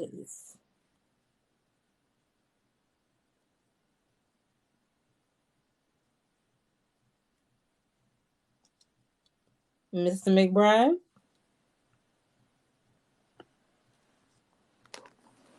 Everybody. Hey? Yeah, in that specific situation and circumstance, it would definitely be his. However, that's not what we were talking about. We was talking about the majority of women, if they had higher qualifications and requirements before even starting to date a man, that would improve all of the qualifications from men who actually want to date women. And I'll give you a quick example. If every black man on earth got on Facebook and said, we're not dating women unless they have long stringing hair and they all wear dresses, the majority of women would laugh and say, we'll find somebody else that'll like what I got, and I ain't changing shit. But if every black woman in America got on Facebook and said, we're not having sex with you unless you have a suit, Men's Warehouse would be sold out tomorrow. Tomorrow, okay. How do you prove that? Tomorrow. How do you prove that? I don't have to prove it, because I know the influence that women have sexually on men. Men move based off of sex. The majority of heterosexual men base their move off of sex. Sex sells. The products that we consume, the way that we walk, the clothes that we buy, the cars that we drive, the gym memberships, the jobs that we obtain, the careers that we obtain, the amount of money that we want to get every annual year. Everything that we move for heterosexual men, majority, not all, but the majority of heterosexual men, is their accomplishments are based off of the access to sex. Women have access to sex, men have access to relationships. So that's what I believe. If you have something else that you believe, you're more than welcome to it, to bring that to the table. But what I'm And that saying is, statement right if there. women didn't exist, this motherfucker would turn into Afghanistan. If all the women left America tomorrow, this bitch would be on fire, and we be turning. Ain't nobody cutting no grass. Ain't nobody shaving. Ain't nobody drawing pretty lines on the ground. Ain't nobody making sure that the grass has got a nice line between the driveway. We ain't cutting bushes in no damn square. We ain't fucking doing none of that, because we do it for them. They have immense amount of power that we don't have. And if they use it the right way, it will change men. Men change women based off of our works and our accomplishments. Men get accomplishments based off of what women require. And when women don't require men to be nothing, they're going to have a multitude of men that are nothing, because I don't have to have anything to get access to your body and get children. So what is it for a man that wants to be with a woman? What do I have to have? Do I need to put a whole bunch of gold in my mouth and diamonds in my mouth? Do I need to get tattoos on my neck? Do I have to wear certain brands of clothing? Jeremy, you remember us having this conversation earlier, don't you? We literally just had this We conversation literally today. just had this conversation. So your So, claim is so, your I'm so, sorry, claim is is this. that me causing that background noise? uh, Uh, I think so. Hold no, up. that was Miss No. Balancing Codes. So your claim is that men are ruled by their ability to have sexual relations with women. I believe a man, even knowing what he believes is attractive about himself, is based off of the reaction that he saw growing up in his life. You like the way your hair looks. You like the way your mustache looks. You like the way that hair on your chin looks, based off of somebody else wearing it previously to you and the reaction they got from it, whether you believe it or not. It's all it's all programmed in you. The way you wear your clothes, the way you look in the mirror. You're not attracted to yourself based off of what you think. You're attracted to yourself based off of what you've seen, the reaction of other people. You've done things to Mhm. yourself that you liked that didn't get a good reaction. And guess what? You didn't do it no more. you had a certain hairstyle that you liked. You thought you looked good. You went out and people laughed at you. Guess what? You didn't do it anymore. You wore a pair of clothes. You wore some pants. You wore a shirt. You wore some shoes that you actually thought were cool. And then you get the reaction you wanted. And guess what? You didn't do that anymore. That's just natural for us as men, especially Okay. heterosexual men. So here's the thing. Here's the thing. Literally in your statement, you've already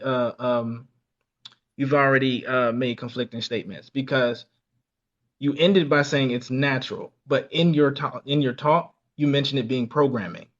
So it's Yes, already it's natural conflicting. programming. That's not how that works. They're not one and the So, same. so how does a bull know what to do? What do you So think mammals that are mimicking? We got an echo. so so That's Miss but Balancing I Codes. don't want Hey, to I don't want Gigi. to Hola. hey Gigi, I don't want to shift this to being about animals, because we're not. So Yeah, you let's are. not. You're a mammal. You're a mammal. We are not animals. Stay focused. Okay. Because I don't All want to right. If debate. I that's don't your want to belief. debate that, because that's not where we're going. Stay focused. The point is this: you mentioned programming, then you also mentioned naturally. If it's natural, there's no programming necessary. It's literally already built in you when you are born.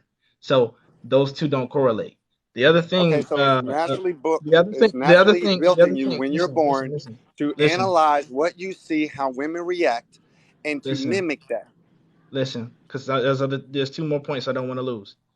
Okay. Um, So the other two things is this, because now even people in the comment section are saying that's instinct. Again, programming is not necessary if it's instinct.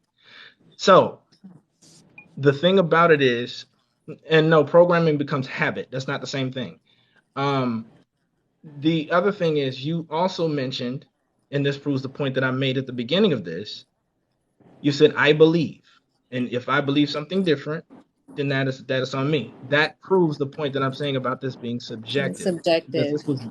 this was your stance based off of your perspective of what you have seen, what you have experienced, what you have witnessed, but you have not seen all 50 million men in this world. You have not seen the 400 the however many million, I'm not going to throw a number out there, of how many men exist in this country.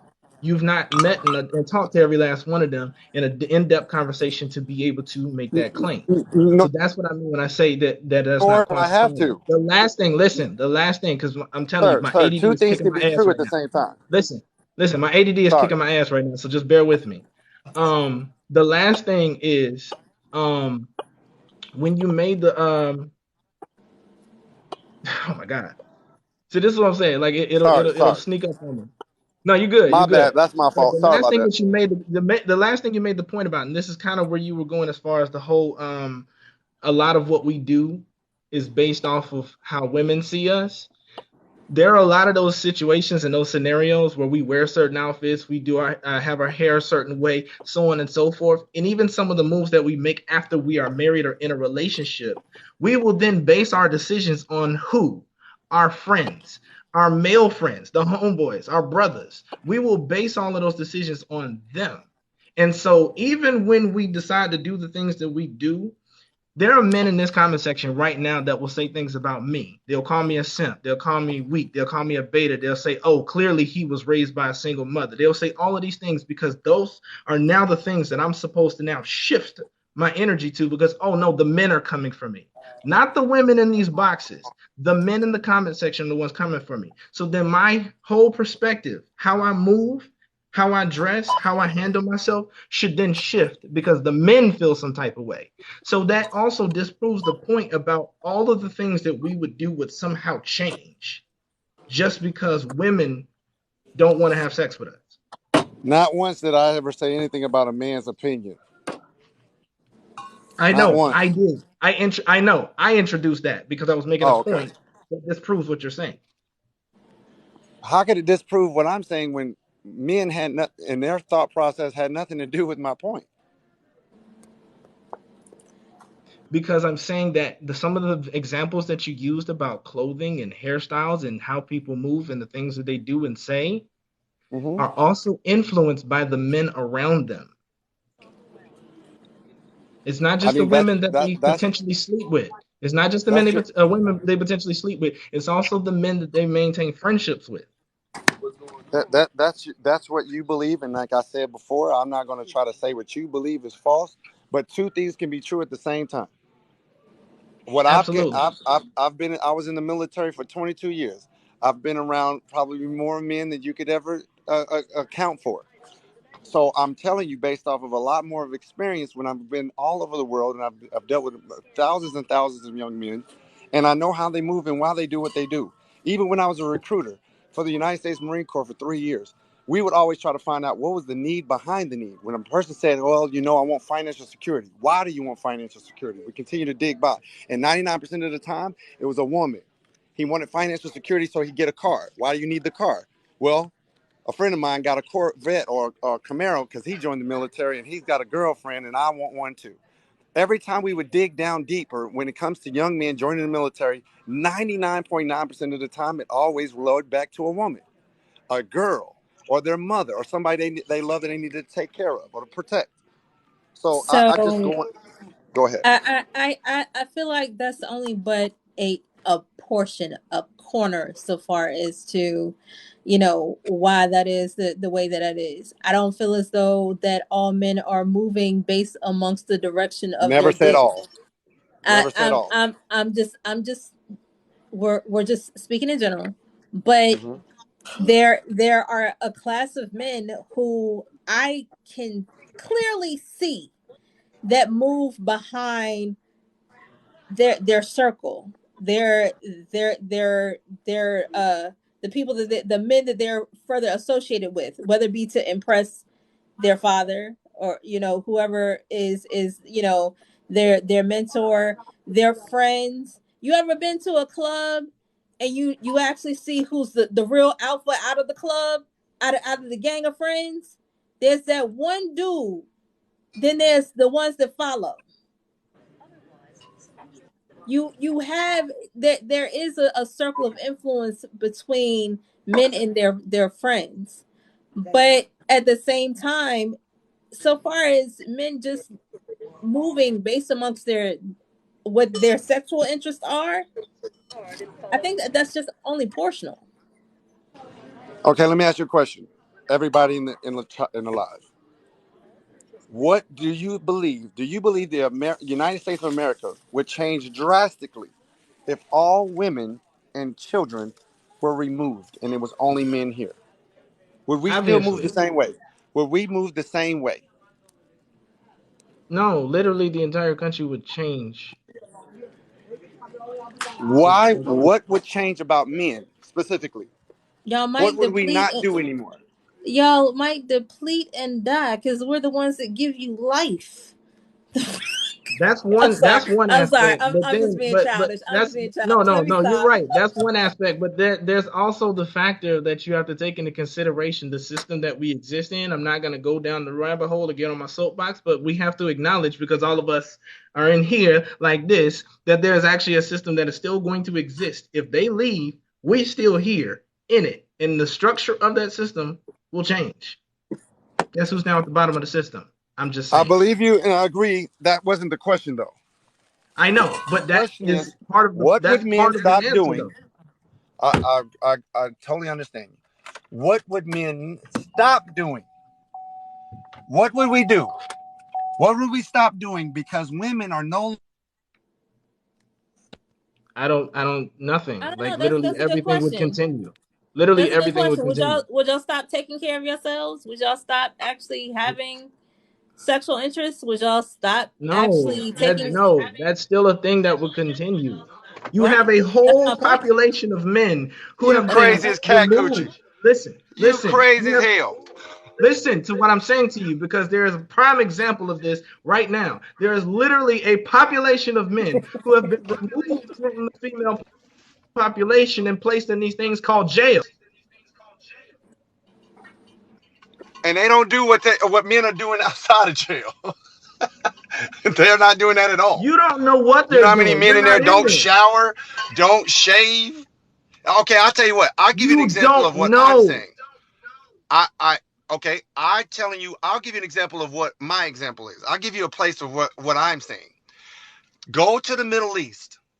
Go to Afghanistan. Go to these countries where women are an object, where they own them, their possessions, and watch how they move. Look and see if you find any grass. Look and see if you find anybody washing themselves. Look and see if you see anybody wearing anything designer. Look and see if you see anybody walking around trying to impress women. Look and see if you see any of that. They don't. Women to them are objects. They're possessions, and they don't do nothing. They don't even pick up trash. Okay. They'll throw the trash on the That ground and was say, "Allah, get it." that was a weird I was pivot. Okay. there So for you. okay. So I gotta I'm wheel sorry. everything That in. was a weird pivot. I'm Everything. sorry. Everything. Hold on. Time out. Time out. Hello, everybody. So the conversation was supposed to be based on survival, love versus survival. How did we get here? Hey, We're talking about survival. are we? That was a weird pivot. I'm Yeah, sorry. That was a weird pivot. yeah. We're talking Like, about the were survival. we? Well, we went down a rabbit hole. I admit we went down a rabbit hole, but the rabbit hole was relevant because we were talking about how men will move according to what women require. The What problem women is you can't require. speak for the We majority. went down a rabbit hole, but I believe, and I believe every woman in here believes, that you have the power to change how men move based off of what you require access to your body. I don't think there's a woman No. on earth that if you came together, Are we all of y'all came responsible? together. Are we responsible for how men move? Are we responsible for a man and his internal emotional intelligence? Are we responsible so far as to him actually having some means of respect for women? We're not You are, responsible for any of that. yeah, We don't ma'am. You are, dictate that. We don't ma'am, dictate that ma'am. As a either. generation of women, you are responsible of the generation you give birth to. No, that is false. You are responsible of the generation you give If birth we're to. Hold on, talking let me about finish. So if I hold on, let me finish. There is not a time in history recorded where the group of women did not shape and prepare the young men that were growing up to do what it is that they found necessary to maintain the life that they had. You can go as far back as time is recorded. Women have always shaped the men and prepared them for either battle to protect the land that they had and protect the goods that they had, but see, today that worry doesn't exist. Therefore, that preparation doesn't exist. You walk around in this nation free and safe with a free and safe mind. Now, just imagine the queen that you are. If you had a nation that you had to protect from tyrants and pirates, that you knew that were going to come and try to take away your land and your possessions, would you allow your young men to just live and grow and do whatever the fuck they want? No. You would want them to be trained and prepared to protect the young and the elderly and your land. But we don't live in a time like that no more. Therefore, we don't prepare our men to be anything other than what they want. And what they're choosing to do, from what my perspective is what gets women's attention. That's why the majority of our young men, if you got two boys that leave the community, one's going to Yale to be a doctor, one's got a fucking a record deal. What is women paying more attention to? What are women giving more praise to? Are our young women praising the young boy going to school to be a doctor? Or are they on social media praising the guy who just got a record deal?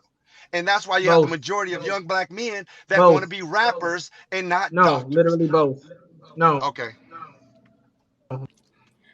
So I think you just want to argue, sir. There's no way in hell that any man, any human of sound mind would say in the black community that a drug dealer rapper does not get. Hold on, let me just finish my statement. Let me finish my statement. Your grandstanding. There's nobody that's alive and aware in the black community that would believe that a young man who gets accepted to Yale would get the love and praise of the man of the same age and caliber who got a record deal and who's a drug dealer. There's nobody with a sound mind that would agree with that. So if we can't even agree on things that we know to be true, there's no reason to continue this conversation. I don't give a damn what. There are literally women in the comment section disagreeing with you. I don't care. Just they're anecdotal situation. I'm talking about the majority. Mark, time out, please. Yes, hi, Cassidy. How are you doing, sweetie? I'm good. How are you? Good. So there was something that you wanted to contribute to the conversation? Yeah, just one part of what he was saying. So you think it's all on women? women? All on Wait, women I to hear what? myself. I'm echoing. You got. I believe it's all on women to what? To raise the children. No, it's the village that should be raising the children. Okay, repeat. Like, okay, so I caught the end of what you were saying, honestly. So what the part that I caught, and I'm interpreting this. You're saying that it's women that are the ones who need to take care of of children, and in the relationship, it's all on the women. Okay, so repeat what you just said. I'm sorry. What the point I was trying to make is that the standards that women have for men in America is what is preventing the men in America from being what they possibly could be, or being what it is that you need them to be. If you allow a man to have access to your body and he does not have to obtain anything, he doesn't have to own a home, he doesn't have to have a career, he doesn't have to do anything. What is the motivation for a young man to obtain those things? If all he really wants is the woman that he loves and to have children, and he can get that with little to nothing, little to no possessions, little to no accomplishments. That's the reason why y'all are saying there's slim pickings out here, because there's a large group of women that are giving their bodies and access to their bodies without obtaining those things. And I know that you know that the group of women out there, because it makes it hard for women like Boss Lady and other women who have standards to get a man to obtain those standards, because they can just walk away from you and find a woman that'll give it to them for nothing. But you're putting, so basically what I'm hearing is you're putting all of the what? Sorry, go ahead. No, you're right. You're putting all the blame on women for not having standards for themselves. Use a word that makes you comfortable. Blame, accountability, responsibility, whatever word you want to use. All I'm saying is But that why can't a man? Hold on. Hey, Let me finish my panel. Hey, statement. y'all. Hey. So, I want everyone to mute as we're trying to hear Cassidy, because I feel like everybody's kind of going at the same time. And then once Cassidy finished, Mr. McBride, you pick up. Okay? Everybody else mute, please. My thing is, why can't a man have enough knowledge to build himself up so then he can attract the woman that he wants? You're blaming the standards for of one single person on women. That's what I don't understand. Okay. Mr. McBride, you can go ahead and come off of mute and respond. I know accountability sucks. I know responsibility sucks a lot of times. I know it does for some people. However, what I'm telling you, I believe, is that you, like, let's use a different community. Let's use the Indian and the Asian community. If Indian women are requiring their sons to be doctors and dentists, and the majority of them are being educated in those fields, they're going to get the accountability and the responsibility and the blame for that accomplishment. They're going to get that appraised for doing that. If Asian women are requiring the majority of their young boys to be doctors, lawyers, and be educated at higher learning, they're going to get the praise for that. If they didn't accomplish that, if they didn't have those requirements for their young men, and that didn't happen, guess what? They would also have to bear the responsibility for that as well, because that's what you're requiring a man to have before he can have children, before he can have a family, before he can be with a woman. But if you don't have those requirements in the majority of the community, then they won't have, and it doesn't apply to all. Nothing we're saying applies to all.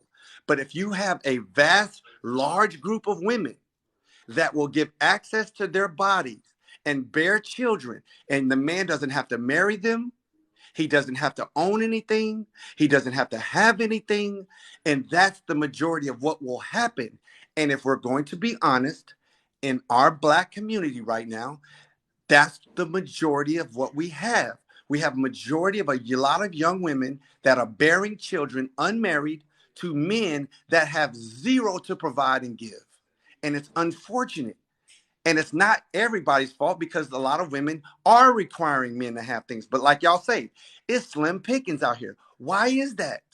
Why is it slim pickings in the Black community? Why do you feel it's so hard for you to find quality men? Why? Because I could talk to men till I'm blue in the face. I could talk to millions of men. Millions of men could talk to millions of men. But they're just going to go and do what it is that you want and what you want them to do. A woman can change a man's religion. A woman can take a man and take him away from his family. A woman has more power than any man will ever have. I don't care what anybody say. You got more power than all of us combined, because the power of being able to bear children, and the reason why Mother's Day is the second most powerful and most valuable holiday in America, is because of the power that you have. You have the power to change our community. You have the power to change our nation. That's what I believe. And until you you use that power for what it is that you want to obtain, it'll never happen. Y'all know that everything changed in your life with your men when you started having higher standards. True or false? Oh, okay. Hold on for 1 second, because I actually have a new party on the panel. Hey, Mr. Get Down, how are you? Hey, hey, so Mr. Slim Pickens, what in your home, who did you grow up with? Who are we referring to? We talking to Mark. Who did you grow up with in your homes? What did he refer to me as? What's what is your name? Who did you grow up in when you're home? You Like, see my name. Did you have mommy and daddy in your home? Okay, wait, wait. Okay, Now. okay. House If we don't rules. go, House okay, rules. okay. Hold Tell me on. house rules, Hey, and I'll back hey, it up. I'm sugar. sorry. Hey, the host is talking. Hey, so we're not going to be disrespectful. No, I'm We're not still No, we're he disrespectful. can be we're as still disrespectful we're as he wants. still going I to can be have just as Because I'm disrespectful. pro-black. we're we're Let's I get still it. love we're my still kings. going I to love my We can be have kings. just as I can be just as disrespectful. Let him do it. Mark. Hey, we're going to have respectable conversations. We can have differences. That's fine. But we're not going to be disrespectful, okay? If you talking about us as pro-black and you talking about that level of shiftiness, if you could say fair is fair, our black man always been around. It's just Shifting. the agenda shifted. The X is out the picture. Some of it is well education, well educated in that picture, right?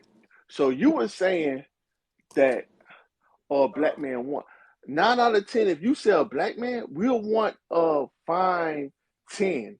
Everybody can't afford that 10. If you talking about a woman wise,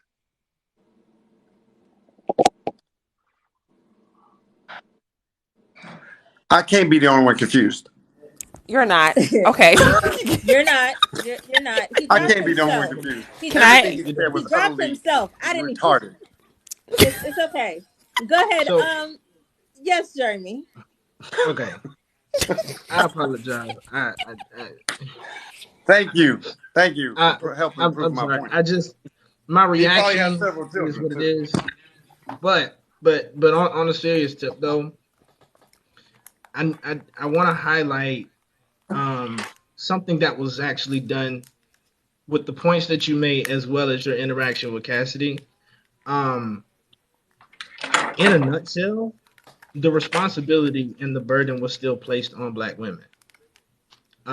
And that's what consistently happens is the burden is still placed on them. You brought up accountability. That's why I reacted the way I did because I hear that so much. And the accountability the accountability conversation is very nuanced because you have to have account. You have to have account with a person that you're holding accountable.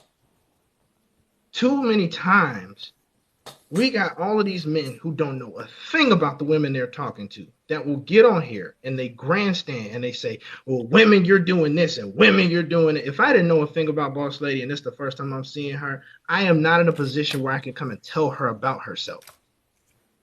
That's the point. I haven't earned any trust. I haven't earned any of that.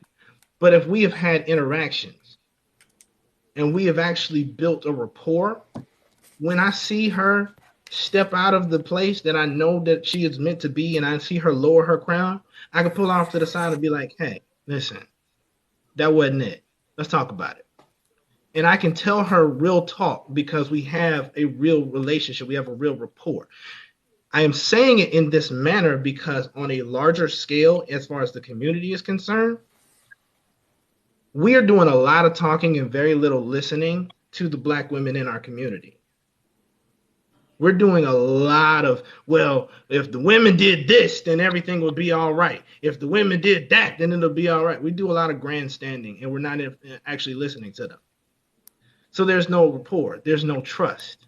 We just tell them stuff. You know who else does that? The people who don't look like us, the people that you want to compare our community to.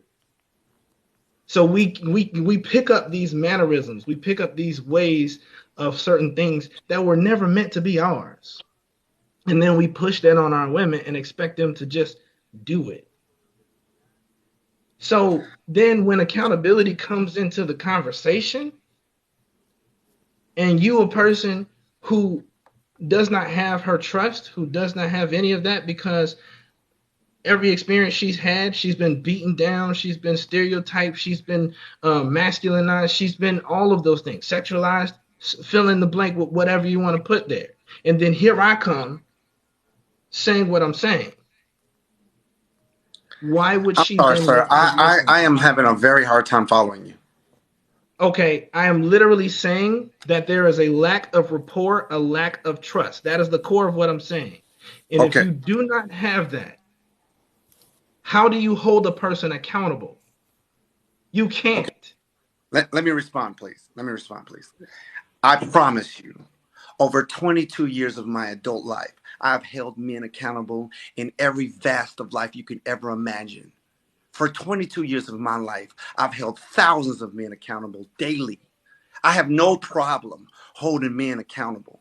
But I always go to the head person first. I don't talk to subordinates first. I talk to who's in charge first. I'm going to go to the sergeant. I'm going to go to the staff sergeant. I'm going to go to gunny. I'm going to go to the lieutenant. I'm going to talk to who's in charge first because you're responsible for their training. Then I'll go talk to them. What does that have So to do with I'm going to holding get to them my accountable? point. I'll get to my point. So as a civilian now, I see in my aspect and what I analyze that women are the ones that should be in the leadership position. Women have the power to make moves and make change. With great power comes great responsibility. I'm not wasting my time talking to you, sir. You to me are the subordinate because of the way you act. Not you, the majority. How I watch men act in the United States of America. How I watch them respond to things and trends and things that women say. You're the subordinate, sir. That's why women are vastly more educated than you, sir. I'm not talking to you. I'm talking about the majority. The women are taking over CEO positions, sir. The women are owning more businesses, sir. They will be the leaders of this country very soon. So I'm not going to waste my time talking to you as the subordinate. I'm going to talk to who I believe is the leader in the community, and it is the woman, whether you believe it or whether you like it. So I will continue to talk to the woman because she is the one I believe that can make the necessary moves to make our community better. If you don't believe that, go and waste your time talking to other people. I'm going to stay focused on who I believe the leaders are and who can make the greatest change. If you don't agree with me, you're welcome to do that. But I'm not going to waste my time. Okay, hold on, because I only gave Cassidy the floor, but I don't feel as though she actually was able to get all of her questioning out the way she needed to. Thank you.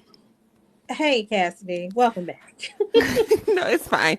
Okay, so now I have a better grasp and understanding of what's going on. Okay, so what I think the whole sole problem of what both gentlemen were saying, all of this starts at home.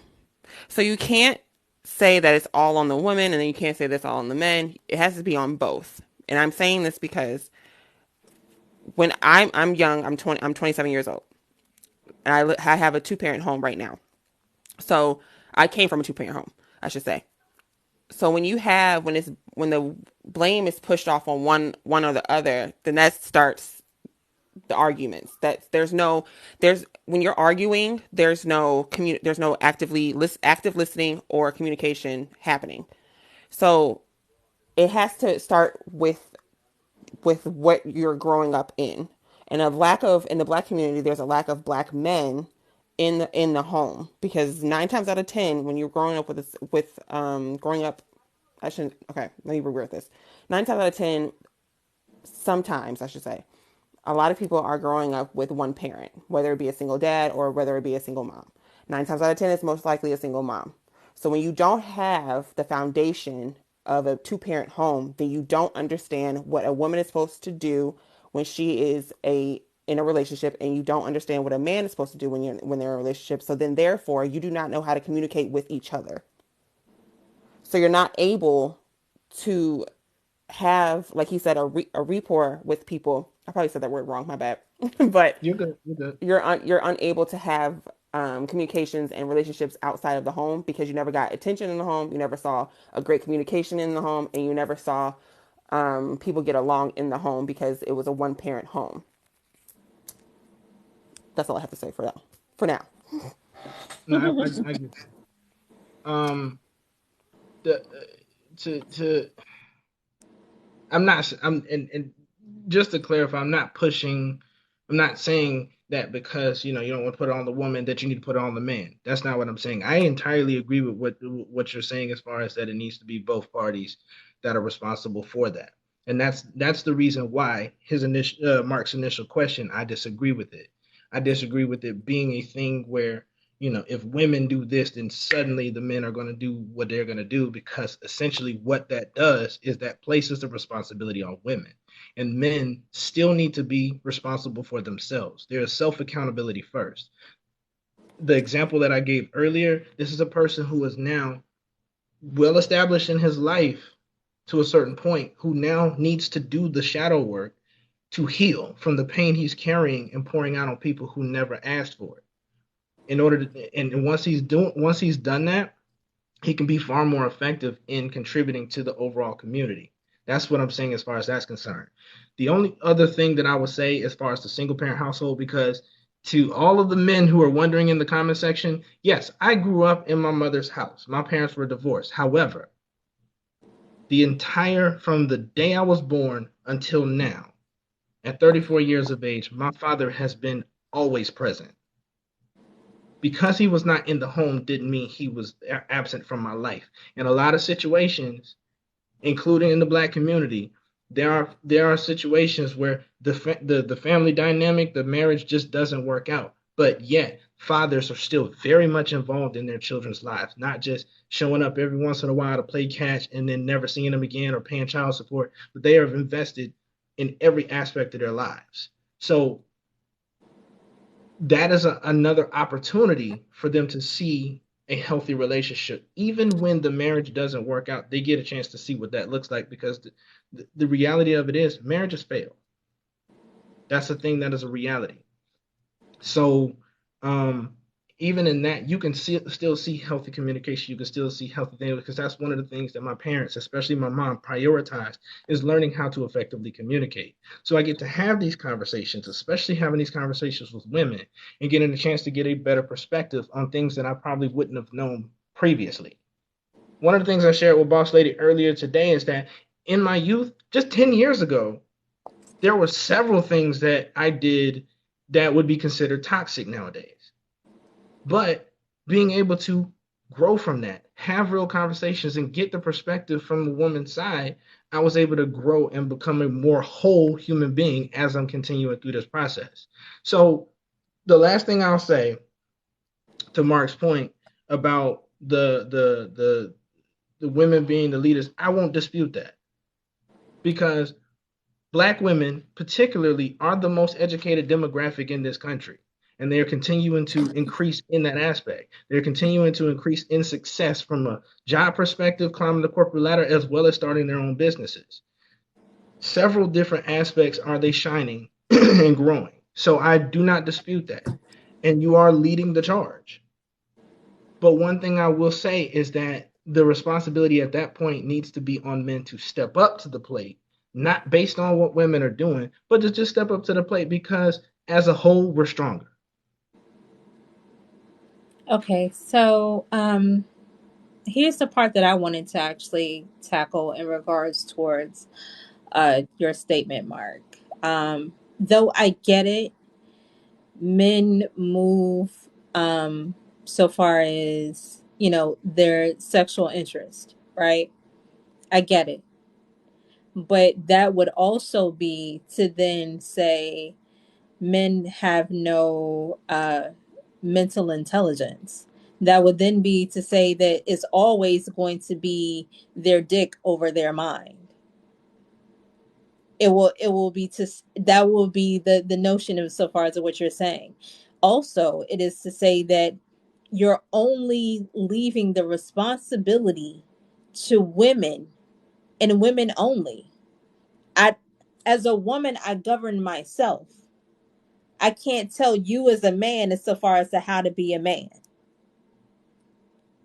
But I can tell you as a man so far as to what my needs are as a woman. But the responsibility of so far as to how you move, how you treat women, how you actually have a respect for them, all that is to be handled by you as a man. I can't force you or make you have emotional intelligence. I can't make you or force you to want to see a therapist. I can't make you or force you to want to be a better person. That's something that has to be internalized within yourself. So it's like, yeah, I get it. Yeah, men move behind their dicks, but it should be way more profound than just what we're actually obtaining behind sex. I would like to feel like y'all give yourself the benefit of the doubt way more outside of, moving because we like this woman likes this, so I'm gonna do this. So yeah, there's that. Like I said, I don't feel as though you're all the way wrong, but I feel like this is just only but a portion of it being correct. And it would be a disservice to actually say that, we need to always hone it on the woman. But if you're supposed to be, as a man, if you're designed to be the head and not the tail, how are we then moving forward? Because if I'm looking as when we went back into the conversation of actually vetting the men that we actually deal with, right? The men actually have to uphold a certain standard. They actually have to carry themselves of a certain manner to qualify, right?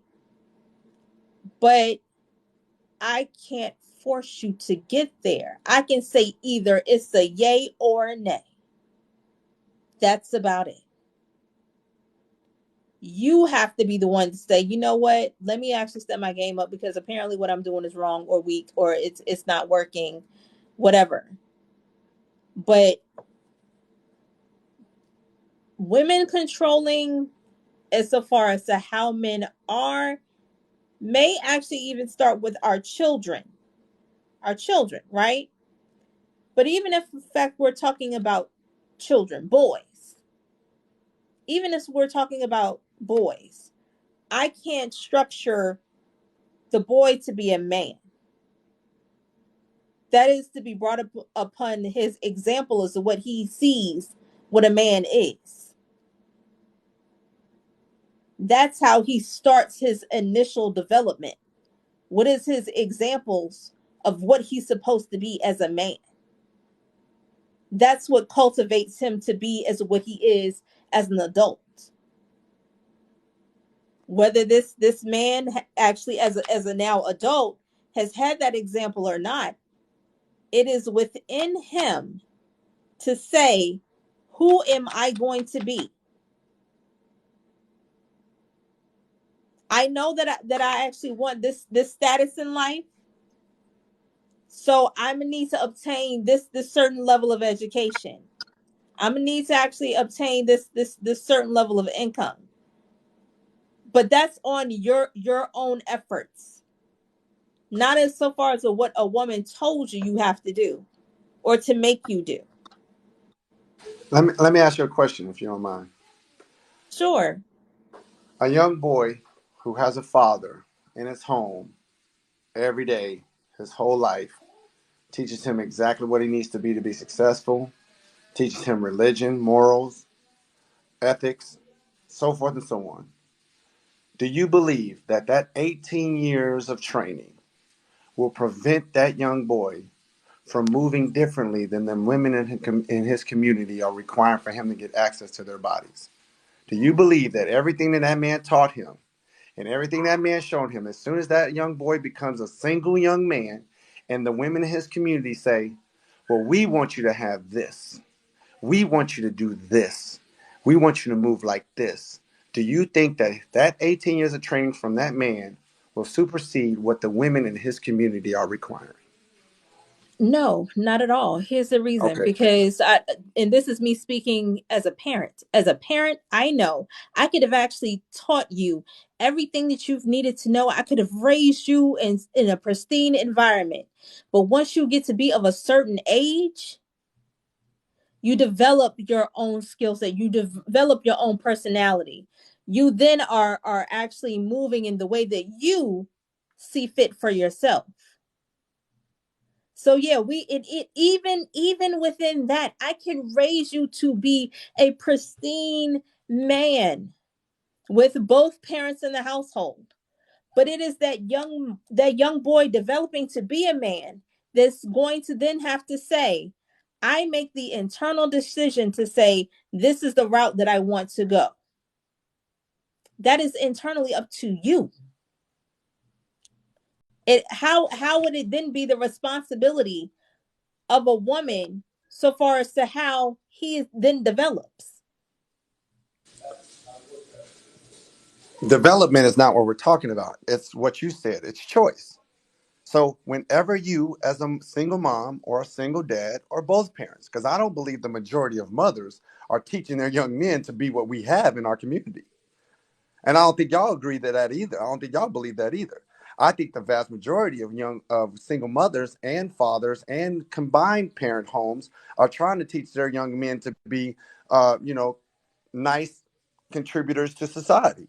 However, when they leave our homes in the Black community today, what is being advertised to them by the women, the majority of the women in their community, is where it is swaying them to move left, right, outside the left and right lateral limits that the parent has already set. That's what I see.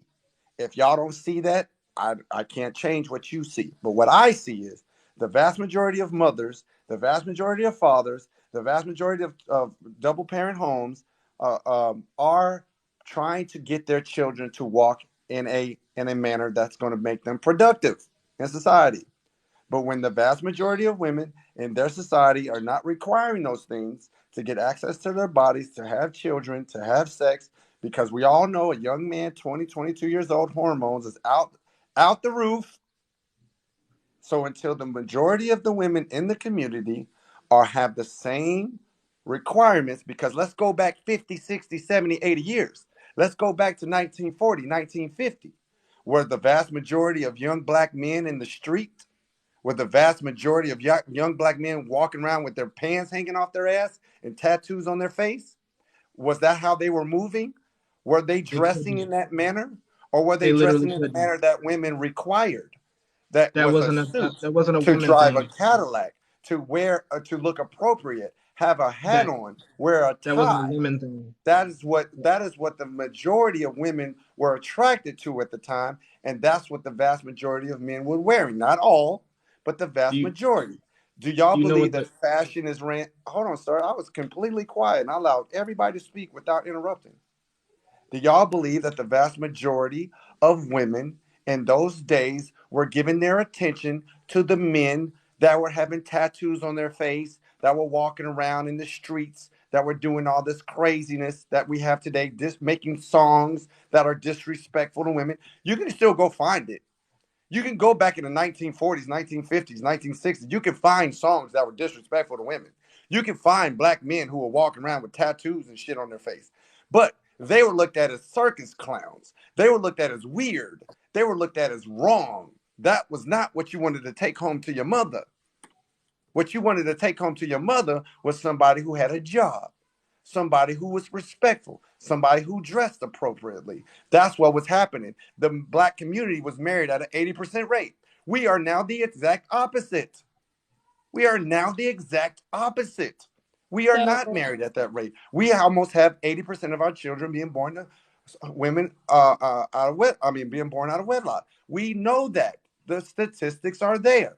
So for us to sit up here and say that the vast majority of women's requirements have not changed, that has not changed the community, I believe would be irresponsible. We can see our young women do not have those same requirements. I'm not going to say that for the older women.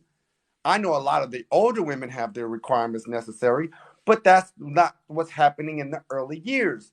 And why is that?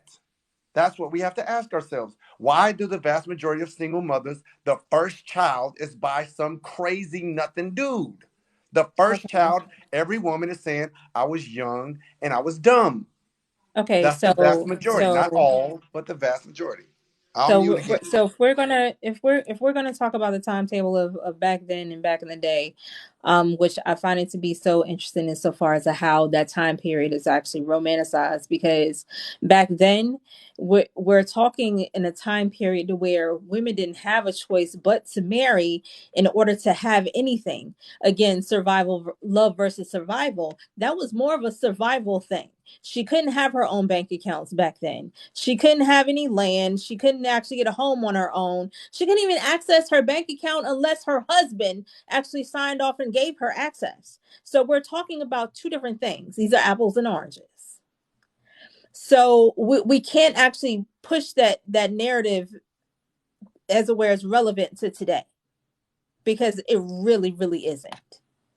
And even to say so far as to children being made out of children were made out of wedlock back then. Matter of fact, more so than not, because of the fact that you actually had the husband, because see, no one back then could tell the husband what to do. No one back then could tell the husband what to do. So the husband could actually have his his home, his wife, but down the street, he got a whole nother family from his side piece. 4 of them, matter of fact, 4 or 5 of them, on top of the 3, 4, 5 that he already have per his wife. So we can't romanticize that time period and try to make it relevant for today, because it's two different things, apples and oranges. Yeah. The other thing is, and this goes back to literally the same thing I've been saying this entire conversation. Like, and this is the challenge with these grandstanding declarations. Again, as soon as you get into majorities, it gets more and more. And now I am saying it. This has become intellectually dishonest, because there have been at least 10 claims of majority in this conversation, and not one of those things has been supported with any sort of statistic, fact, source whatsoever. That is the problem with what is happening right now. Now, why does this matter? Because when you are having these conversations in a Black space with a room full of Black people, you are now pushing certain talking points that stereotype us in this country. And that is something else that is a problem with this whole conversation. When you start pushing those stereotypes, you say, well, you know, the men back then were considered clowns, and now they're this and that. It's like, yo, that right there is absolutely dishonest, because you discredit all the women who actually are doing the work, who actually are vetting the men, who actually are finding themselves in healthy relationships. And you cannot tell me in good conscience, without backing this up, that that is a minority. Because once again, you are speaking from a limited perspective of your lived experience.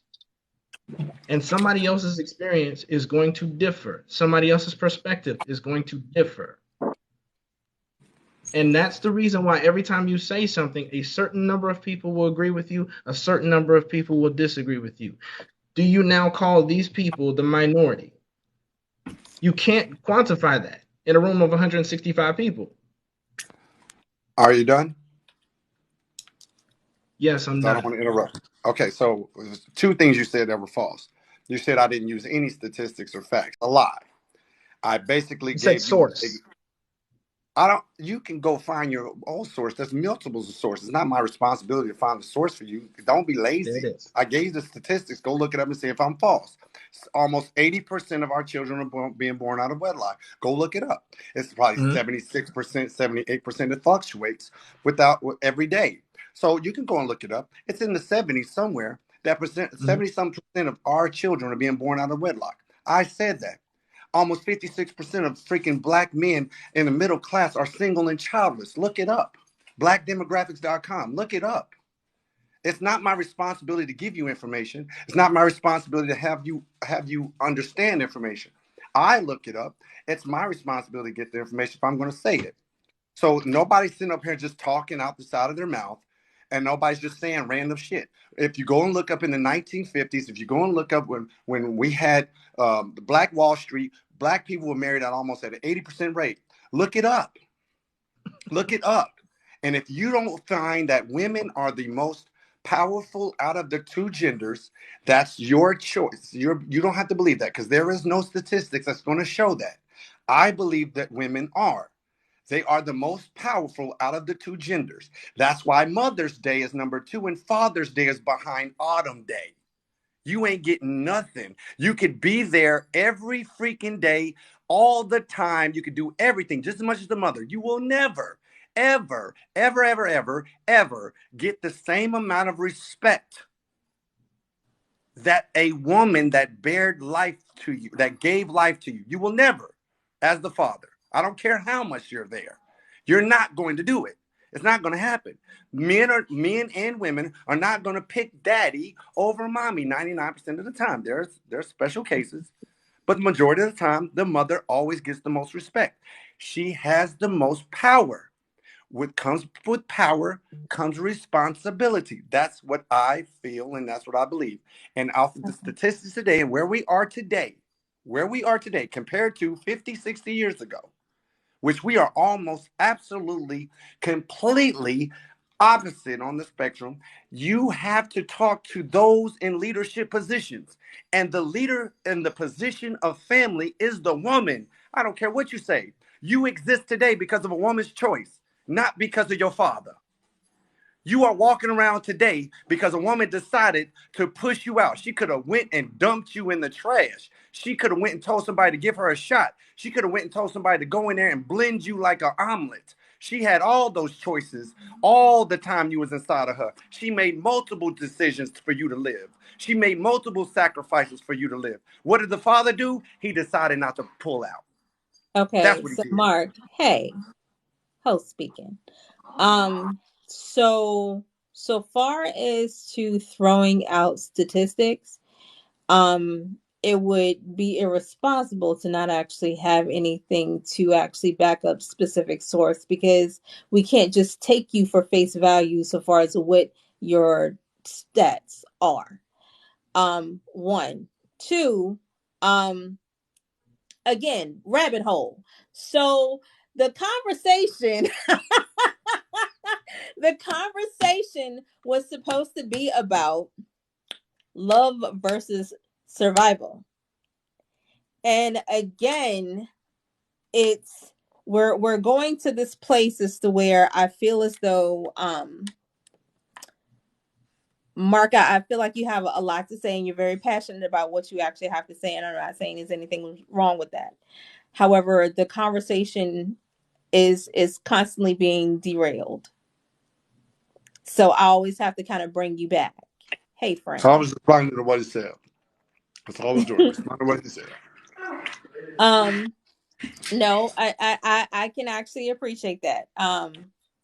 But we're trying to respond so far as to what you're saying, and then we're like what, then 20-30 minutes in, and then we're going to a far left topic. So this is what I'm gonna do. Hey y'all, hey boys and girls. It's time to go ahead and bring this thing to an end. I Good night, appreciate everyone. It was everybody who awesome. has what's that, dear? I said good night, everyone. It was awesome. Thank you for the opportunity. Thank you. No, it's okay. I appreciate the conversation. Um, Thank you guys for actually coming. I do this every Thursday, 8 p.m. Eastern Standard Time. This is Boss Lady 2 Up, 2 Down, just my 2 cents. Thank you for everybody who's actually showed up for the panel. If you want to actually check this out again, please be sure to go to my YouTube channel with the same titling, Boss Lady 2 Up, 2 Down, just my 2 cents, or you can check me out on Spotify. Yeah, this was very interesting. But yeah, I'm gonna say goodnight, y'all. I'll see y'all next week. Bye.